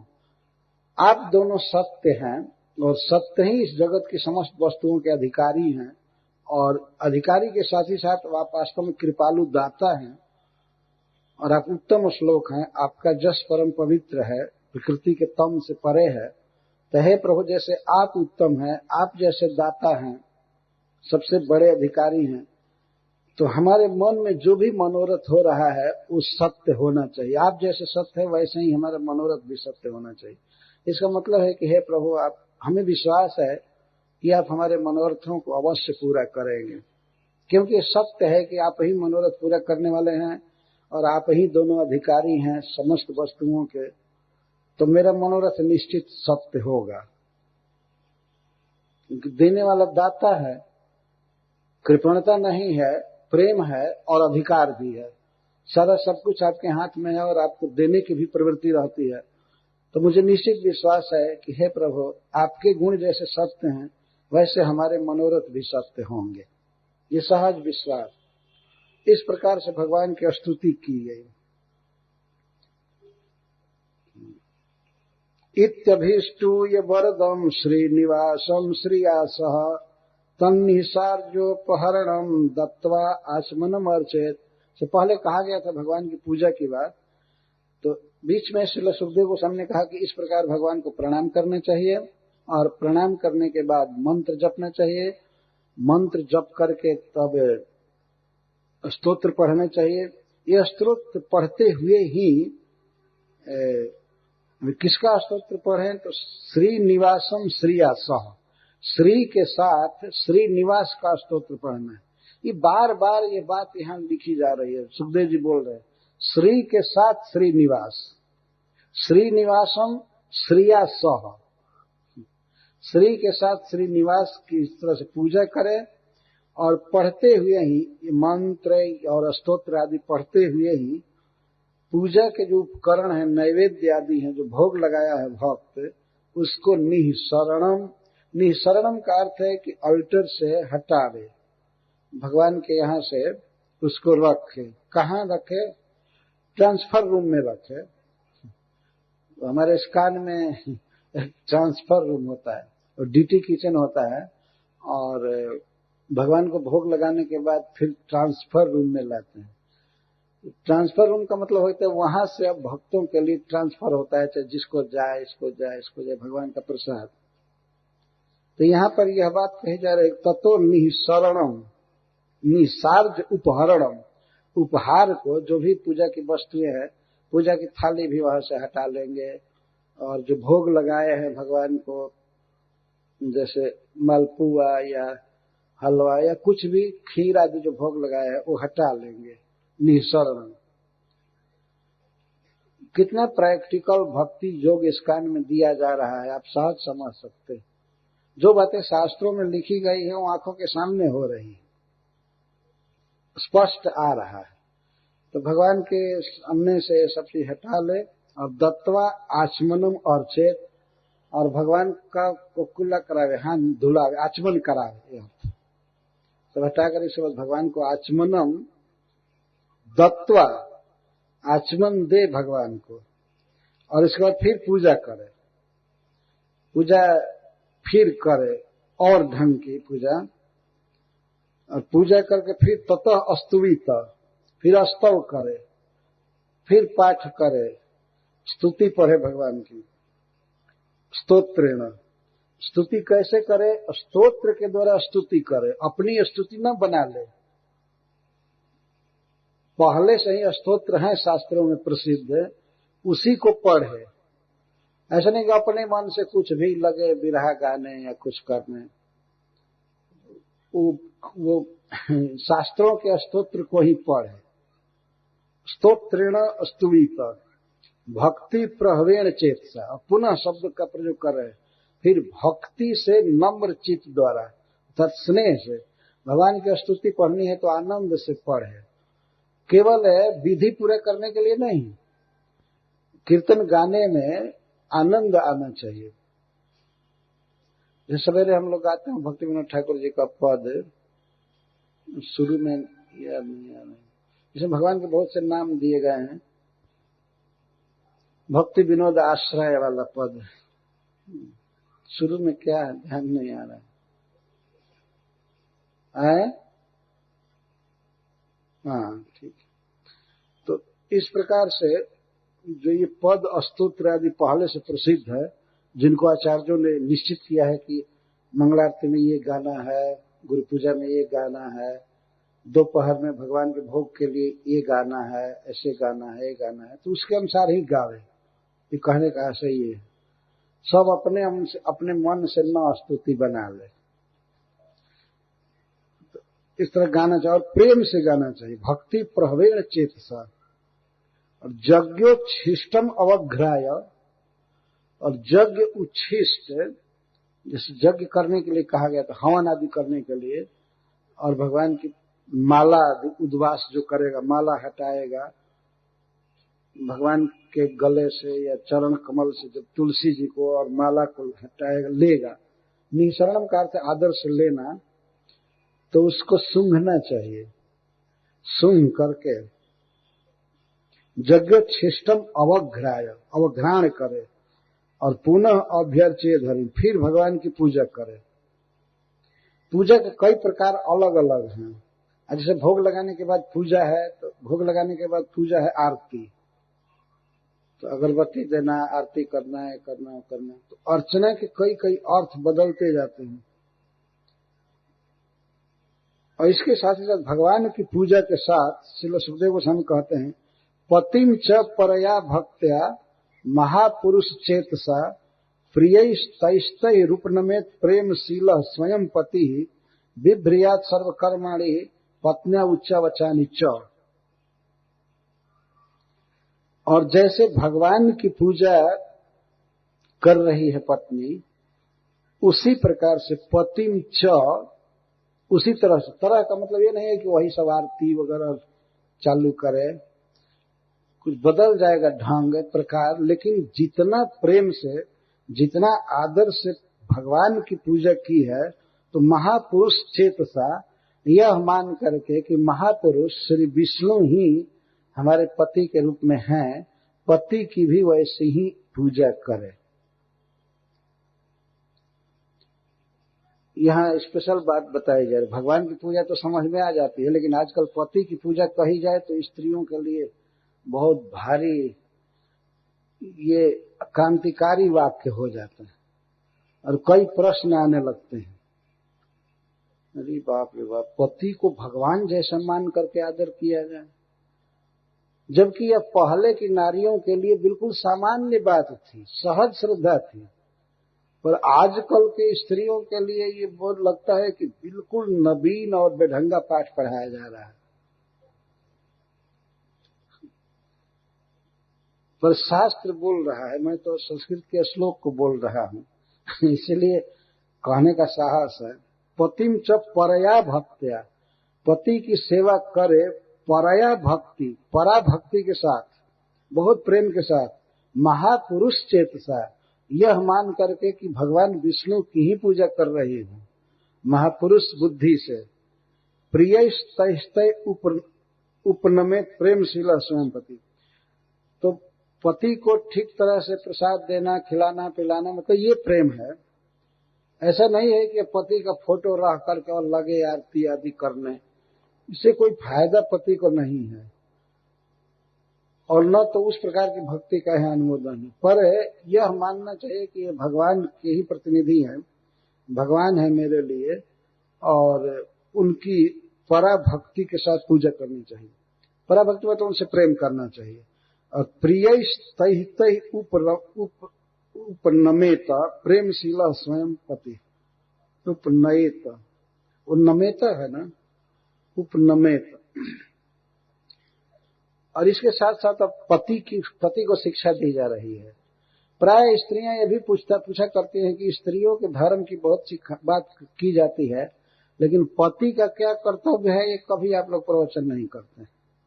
देखिए यहाँ पर प्रवचन है सुखदेव गोस्वामी का, प्रेमशील स्वयं पति, पति को चाहिए कि वो प्रेमशील हो, उसके स्वभाव में सहज प्रेम हो अपनी पत्नी के प्रति, सहज प्रेम, केवल फॉर्मेलिटी नहीं कि विवाह हो गया है तब क्या करे, नाता निभाना है। प्रेमशील शब्द कहा जा रहा है, उसके स्वभाव में पत्नी के प्रति सहज प्रेम होना चाहिए, सहज स्नेह होना चाहिए, और उसको जो जो प्रिय है पत्नी को, प्रियस्तै उपनमेत, या पति को जो जो प्रिय है वो पत्नी करे, उसके लिए सब कुछ जुटावे करे। और प्रेमशील स्वयं पति, और पति को चाहिए कि वो प्रेम करे पत्नी से, और पत्नी को जो जो प्रिय वस्तु लगे, उसको जो अच्छा लगे उसके हित के लिए वो उसको दे समय समय पर। ऐसा नहीं कि उसे सोचना पड़े ये वस्तु कहाँ से लाऊंगी, ये कहाँ से लाऊंगी। पूजा के लिए जो जरूरी है वो तो दे ही, इसके साथ साथ पत्नी को और भी जो जो प्रिय वस्तु हो तो उसे अपनी शक्ति के अनुसार देना चाहिए। वैसे स्त्रियों की बहुत इच्छा होती है कि मैं इस पर्व पर नया कपड़ा पहनूं, मुझे नया आभूषण चाहिए, ये चाहिए वो चाहिए, क्योंकि स्त्रियों में बहुत प्रतिस्पर्धा होती है और देखते हैं कि हमारी सखी है गांव की ये स्त्री ऐसे पहनी है तो हमको भी चाहिए। ये पति का धर्म है कि वह उसके मनोभाव को पूरा करे। नहीं पूरा कर सकता तो पति क्यों बना है? ये उसका धर्म है, वास्तव में स्वाभाविक धर्म है। तो उसकी रुचि का पालन करे। और विभ्रियात सर्व कर्माणी पत्नियां उच्चा बचानी चाहिए। और पत्नी का जो भी उच्च या अवच नीच कर्म है, जो भी छोटा या बड़ा काम है, पति स्वयं करे। जितने दिन व्रत में रहेगी तो पत्नी जो जैसे घर साफ करना या और चीज करना, ये करना, वो तो कर नहीं पाएगी। भगवान की पूजा में लगी है तो पति का कर्तव्य है कि और जो जो काम करती है सारा काम पति करे। वो स्वयं उच्च अवच, छोटा या बड़ा जो भी काम हो वो पति स्वयं करे। और पूजा की सारी सामग्री भी जुटावे और भी उसके लिए प्रिय कार्य करे, जो भी करना हो। और केवल पूजा काल में ही ये बात नहीं कही जा रही है, और समय में भी पति और पत्नी के सहज व्यवहार की बात की जा रही है कि पति और पत्नी का जो संबंध है बहुत अंतरंग संबंध है, बहुत घनिष्ठ संबंध है। इतने निकट का संबंध है किसी से नहीं होता है। पुत्र से कुछ काल के लिए रहता है जब तक बच्चा रहता है, लेकिन स्त्री के साथ जो पुरुष का संबंध है वो जीवन पर्यंत बहुत घनिष्ठ संबंध है। और वास्तव में इसके द्वारा तो सीखना चाहिए कि किस तरह भगवान से संबंध करना चाहिए, किस तरह समर्पण करना चाहिए। कहाँ की लड़की माता पिता के पास पढ़ी लिखी खेली खाई, लेकिन इसके बाद पिताजी अगर समर्पित कर देते हैं किसी वर को तो सर्व धर्मान परित्यज मामेकम शरणम ब्रज, वो लड़की जीवन भर के लिए उस पति को समर्पित हो जाती है। क्या ये समर्पण सीखा नहीं जा सकता? सहज समर्पण होता है स्त्रियों में। इसलिए भागवत में तो कहा गया है कि स्त्रियों के लिए भगवान कृष्ण की भक्ति अत्यंत स्वाभाविक और सरल है, अत्यंत सरल। समर्पण तो सीखी ही है। तो इस तरह से पति का ये धर्म है कि वो पत्नी की आवश्यकताओं को पूरा करे और उसके सर्व कर्माणी, उसके सारे कर्मों को जो व्रत के समय वो स्वयं नहीं कर सकती है, भगवान की पूजा में है, तो पति का कर्तव्य है कि वो उसके सर्व कर्माणी विभ्रियात, सभी कर्मों को पूरा करे। ऐसे मान लीजिए बच्चे को नहलाना है तो रोज माँ स्नान कराती है, उसको वस्त्र पहनाती है, स्कूल भेजती है। तो जब तक वो भगवान की पूजा में है, भगवान के व्रत में है, तो वो पति स्वयं ही बच्चे को नहलावे धुलावे और वस्त्र पहनावे और भोजन बनावे, खिलाकर स्कूल भेजे। ये कहने का आशय है, एक मैं उदाहरण दे रहा हूं, लेकिन इस तरह से श्रील सुखदेव गोस्वामी तो कहते हैं सर्व कर्माणी, पत्नियां सर्व कर्माणी, पत्नी के जो भी सारे कर्म है वो पति स्वयं करे और प्रेमशील होकर के करे, भार मान करके नहीं, आनंद से करे। कृतम एक तरेणापि दंपत्योरुभयोरपि पत्न्याम खुर्जात अनर्हायाम पति रेतत समाहितम। श्रील सुखदेव गोस्वामी कहते हैं कि पति या पत्नी में कोई एक भी व्रत करता है, चाहे पति करे चाहे पत्नी करे, तो फल दोनों को मिलता है, दोनों को फल मिलता है। और ऐसा नहीं कि आधा आधा बांट करके फल मिलेगा, पूरा फल पत्नी को ही मिलता है, पूरा फल पति को ही मिलता है। और जबकि दोनों में एक ही कर्म कर रहा है। और कर्मों का दूसरा हिसाब है, भगवान की भक्ति का दूसरा हिसाब है। भगवान के भक्ति में यदि पत्नी कर रही है तो उसका पूरा फल पति को भी मिलेगा, और पति कर रहा है तो पूरा फल पत्नी को ही मिलेगा। इसे ये नहीं सीखना चाहिए तब एक ही करे और संतोष कर ले कि चलो कर ही रहा है तो फल मिलेगा, या कर ही रही है तो फल मिलेगा। पर ये हिसाब है। भागवत के वक्ता गंगा जी के तट पर ये झूठी बात नहीं बोल सकते हैं। दंपति में से, पति पत्नी में से कोई एक भी भगवान की भक्ति करता है तो दोनों को पूरा पूरा फल मिलता है। क्यों दोनों को फल मिलता है? इसलिए कि दोनों एक इकाई है। पुरुष अर्धांग है और पत्नी अर्धांगिनी है, और आधा अंग वो है और आधा अंग एक है। दोनों मिलते हैं तब पूर्णांग होते हैं। उनमें ऐसा संबंध है, वास्तव में ये ईश्वर के द्वारा दिया हुआ संबंध है पति पत्नी का। महाभारत में जक्ष ने पूछा है महाराज युधिष्ठिर से कि मनुष्य का ईश्वर के द्वारा दिया हुआ मित्र कौन है। युधिष्ठिर महाराज कहते हैं कि और जो संबंधी होते हैं, मित्र होते हैं, वो तो मनुष्य देता है, परंतु किसी की पत्नी जो है, पत्नी भगवान के द्वारा दिया हुआ मित्र है मनुष्य का। वो भगवान जहां लिखते हैं, लिखे रहते हैं, वहीं उसका विवाह होता है। यह बात बिल्कुल सत्य है। ऐसे देखने में लगता है कि मनुष्य समाज व्यवस्था करता है, पिताजी व्यवस्था करते हैं, या समाज व्यवस्था करता है, विवाह होता है। कहीं नहीं होता है। जहां ईश्वर लिखा रहता है वहीं होता है। इसको ऐसे नहीं समझेंगे कि तब मतलब जहां होता है वही ईश्वर। ये ईश्वर लिखा है, कैसे पता चलेगा? पता चले या न चले, लेकिन ये बात सत्य है। और शास्त्र कहता है कि पत्नी ईश्वर के द्वारा दिया हुआ मित्र है। ये भगवान का दिया हुआ मित्र है, मनुष्य समाज का दिया हुआ नहीं है। इसलिए भगवान के इस उपहार का आदर करना चाहिए। समझना चाहिए कि भगवान ने जब इसको हमारा मित्र बनाया है, हमारे जीवन में सहायक बनाया है, तो भगवान के उस उपहार की सुरक्षा होनी चाहिए और प्रेम होना चाहिए। तो पति पत्नी में ऐसा संबंध है कि इसके लिए श्रील सुखदेव गोस्वामी कहते हैं कि अगर दोनों में एक भी भक्ति करे तो फल दोनों को मिलता है। और मान लीजिए पत्नी व्रत कर रही है, अगर वो अनर्हा हो जाए, अनर्ह का अर्थ अयोग्य, कभी व्रत के समय में कदाचित मान लीजिए उसकी तबीयत खराब हो गई, या मासिक धर्म हो गया, या कोई अड़चन पड़ गई, उसे अपने मायके जाना पड़ा, अपने माँ के पास जाना पड़ गया। ये संसार में होता ही रहता है। कोई नैहर में कोई अनिष्ट घटना हो गई, या कोई विवाह शादी लग गया, और भी हो गया, पत्नी को जाना पड़ता है अपने माँ के पास या अपने भाई के पास, पिताजी के पास जाना पड़ता है। तो ऐसी स्थिति में चाहिए कि पति स्वयं ही उस व्रत को पूरा करे, वो करे। पत्नी जैसे कर रहे थे उसको वो करे। यहाँ पर श्रील सुखदेव जी कहते हैं, कृतम एक तरेणापि दंपत्योरुभयोरपि पत्न्याम कुर्याद अनर्हायाम पतिरेतत् समाहितः। एक शब्द का प्रयोग कर रहे हैं, समाहितः। जब पत्नी अयोग्य हो जाए, अर्थात वह अस्वस्थ हो जाए किसी कारण से, तो पति को चाहिए कि बड़ी ही सावधानी और प्रेम से उस व्रत को करे। पत्नी के लिए तो पहले इतना नहीं कहा कि सावधानी और के साथ करे, वो तो करेगी ही, लेकिन पति हो सकता है लापरवाही करे,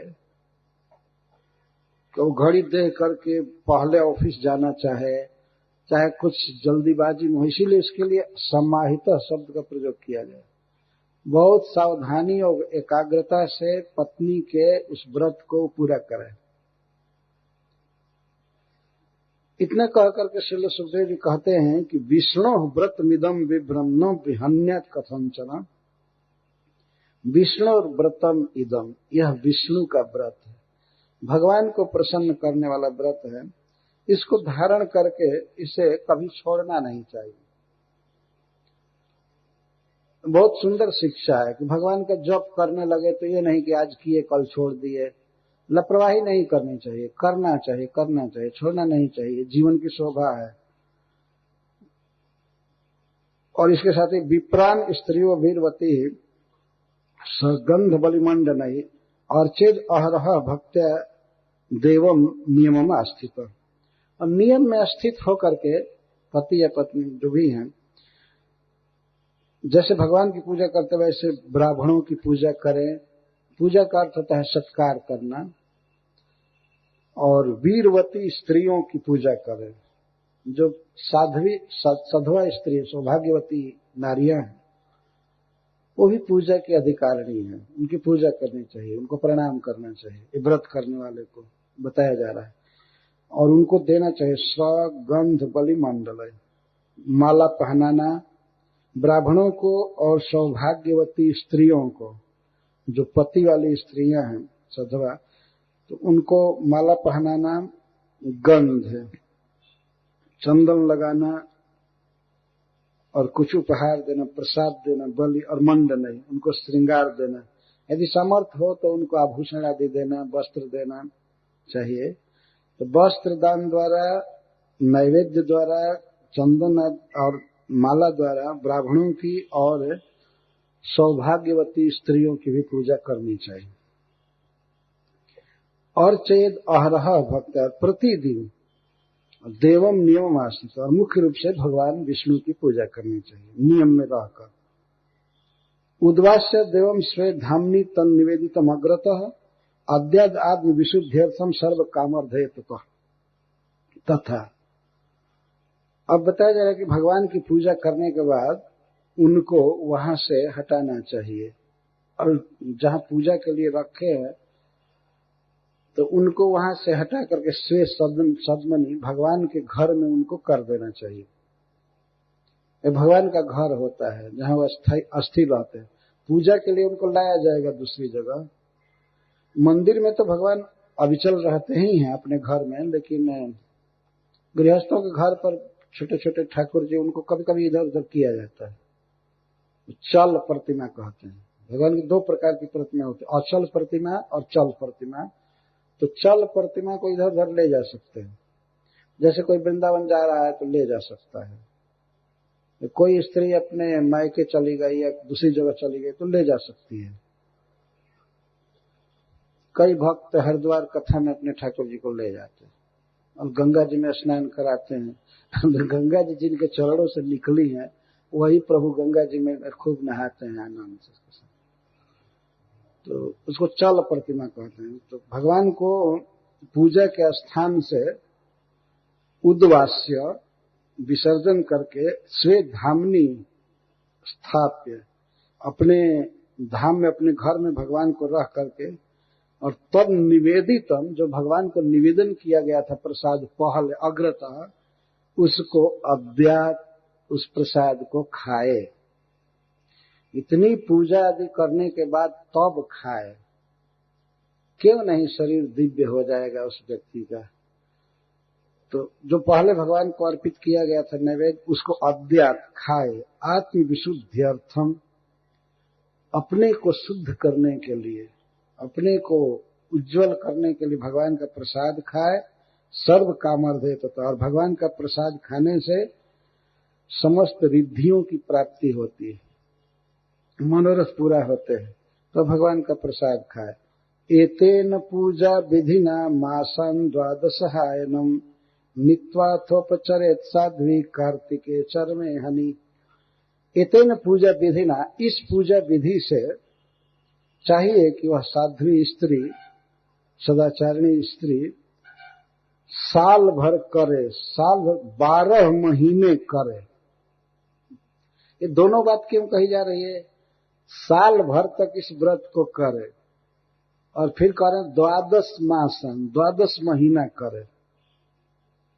12 महीना इसलिए करे, 12 महीना, कि कभी कभी 13 महीना हो जाता है साल में, तो एक महीना अशुद्ध होता है। मलमास कहते हैं उसको, ये पुरुषोत्तम मास भी कहते हैं। तो उस महीने, मान लीजिए उस महीने को लेकर के अशुद्ध महीने को भी और 12 महीने जोड़ दिया, नहीं तो उसको कहते नहीं। 12 मासन का मतलब है शुद्ध 12 महीना। अगर एक महीना अशुद्ध आ रहा है, ज्यादा महीना आ रहा है 13वां, तो उसमें भी भगवान की पूजा करे, लेकिन उसको गिनती में न रखे, शुद्ध 12 महीना पूरा करे। इस तरह से पूजा करे, चलावे। और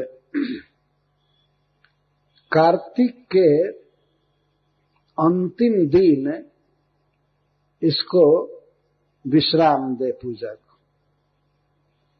कार्तिक के अंतिम दिन, तो आप सभी जानते होंगे कि भारतवर्ष में जो हम लोगों का एक संवत चलता है इस समय भी, तो वह चैत्र कृष्ण पक्ष के बाद प्रारंभ होता है।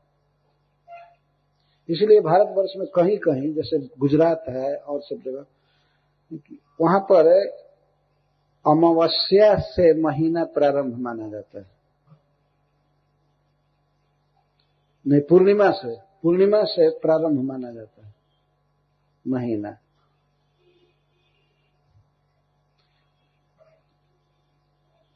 चैत्र शुक्ल प्रतिपदा से महीना प्रारंभ माना जाता है, शुक्ल प्रतिपदा से। और अमावस्या को महीने की पूर्णाहुति मानी जाती है। तो ये कहा गया था कि अगहन महीने के शुक्ल प्रतिपदा से चालू करना चाहिए और साल भर करना है। तो फिर कार्तिक के महीने के अंतिम दिन अर्थात अगहन के अमावस्या को इसको पूरा करना चाहिए। ये ठीक हिसाब है। हम लोग कार्तिक का चरम दिन पूर्णिमा को मानते हैं। प्रबोधनी एकादशी के 3-4 दिन के बाद जो पूर्णिमा पड़ती है उसको हम लोग कार्तिक का अंतिम दिन मानते हैं। लेकिन शास्त्र के अनुसार और कहीं कहीं जैसे गुजरात में मैं देखा हूं कि अमावस्या को ही मास की पूर्णाहुति मानते हैं, पूर्ण मानते हैं। तो इसीलिए यहां सुखदेव गोस्वामी करें कार्तिक के अंतिम दिन इस तरह पूजा आदि का विसर्जन करे, व्रत करे। और उसके बाद स्वभूते तो उपस्पृश्य कृष्णम अभ्यर्च पूर्ववत, तो कार्तिक के अंतिम दिन अर्थात आज के जैसे हम लोगों की गणना है तो अगहन के अमावस्या को स्वभूते प्रातः काल होते ही भोर में उठ करके उपस्पृश्य स्नान करके अपह उपस्पृश्य स्नान करके कृष्ण की पूजा करनी चाहिए पूर्ववत। जैसे साल भर उस स्त्री ने किया वैसे पूजा कृष्ण की करनी चाहिए। और पयः श्रुते में जो है चरुणा सह सर्पिणा, और पति का एक कर्तव्य है कि पति खीर बनावे। आगे लिखा है पयः श्रुते ने जो है चरुणा सह सर्पिणा पाक यज्ञ विधान न द्वादशे राहुति ही पति। पयः श्रुते में जो है चरु बनावे, पति का कर्तव्य है कि वह खीर बनावे, पायस बनावे जिसमें काफी मात्रा में घी डाले, सर्पी घी डाल करके बनाना चाहिए। दूध में बनाया जाता है चावल तो उसको पायस कहते हैं, लेकिन चावल दूध के साथ घी भी पड़ना चाहिए, घी पड़ा पर्याप्त, और उसमें गुड़ है तो इसको चरु कहते हैं। पहले चीनी फिनी सब नहीं था तो गुड़ सर्पी सगुडम भी लिखा गया है एक जगह जगह। तो गुड़ डाल करके और चरु पकावे। दूध में पानी एक बूंद नहीं होना चाहिए, घी भले पड़ा हो पानी नहीं। उसमें सबसे सुंदर राइस पकावे, उसको पायस कहते हैं। भगवान का नाम लेते हुए पकावे, मंत्र पढ़ते हुए। पाक यज्ञ विधान है ना, पाक यज्ञ का जो विधान है, जो पुत्र उत्पन्न करने के लिए जिस विधि से चरु पकाया जाता है उस विधान के अनुसार मंत्र जप करते हुए ढंग से पति पकावे और वह अग्नि में 12 आहुति दे। 12 आहुति, 12 आहुति से तात्पर्य भी है कि 12 बार स्तोत्र पाठ करके तब आहुति दे, यह मंत्र इस तरह से बोल बोल करके। आशीष शिरसादाय द्विजः प्रीतः समीरिता प्रणम्य शिरसा भक्त्या जो भुंजित तद अनुज्ञया। तो पत्नी को चाहिए कि वह ब्राह्मणों का आशीर्वाद ले, उन्हें प्रणाम करे। आशीष शिरसादाय द्विजय प्रीतय समीरिता, ब्राह्मणों का और वैष्णवों का भी, वैष्णव भी द्विज हैं, तो मतलब ब्राह्मणेतर भी व्यक्ति कोई है भगवान विष्णु का भक्त है तो वो द्विज है। तो ब्राह्मणों का और वैष्णवों का आशीर्वाद ले, प्रीतय समीरित, जो आशीर्वाद ब्राह्मण लोग प्रसन्न होकर के बोले, सौभाग्यवती भव, पुत्रवती भव, यशस्विनी भव, चिरंजीवी भव, इस तरह से जब वो वाणी से बोलते हैं ब्राह्मण समीरिता, प्रीत ही समीरिता, प्रसन्न ब्राह्मणों के द्वारा, वैष्णवों के द्वारा जब ये आशीर्वाद बोला जा रहा हो तो उसको सुने, स्वीकार करे और प्रणम्य शीर्षा भक्त्या, और फिर सिर को जमीन पर रख करके प्रणाम करे, और प्रणाम करके उनकी आज्ञा जब हो, वे लोग कहें कि बेटी प्रसाद खा लो, तुम खाओ, तो उसको चरु को, उस पायस को खाए। आचार्यम अग्रतः कृत्वा वाग्यतः सबंध भी दद्यात पत्नी चरो से संसुप्रजस्तुम सुसौभ। सॉरी, वो पति के लिए कहा जा रहा है, पहले पति खाए, ब्राह्मणों का आशीर्वाद और वैष्णव का आशीर्वाद लेकर के पति पहले उस चरु को खाए, और जो शेष बचे वह आचार्य को आगे करके, जो यज्ञ कराए हैं आचार्य को आगे करके उनके सामने, अपने बंधु बांधवों के साथ सामने ही वह चरु, वह पायस अपनी पत्नी को दे खाने के लिए। तो वह जो शेष चरु है, यज्ञ का हिस्सा, यज्ञ का फल चरु, जिसको पायस कहते हैं, खीर, वह सुप्रजस्तम सुसौभगम, वह सुंदर संतान को देने वाला होता है और सुंदर सौभाग्य को देने वाला होता है। उस चरु को खाने से स्त्री का सौभाग्य हमेशा रहता है, अर्थात उसके पति जीवित रहते हैं, सुखी रहते हैं, निरोग रहते हैं, और सुंदर संतान की प्राप्ति कराने वाला होता है वह चरु। इस प्रकार से उसको खाए। इतना कह करके अब श्री सुखदेव गोस्वामी इस व्रत के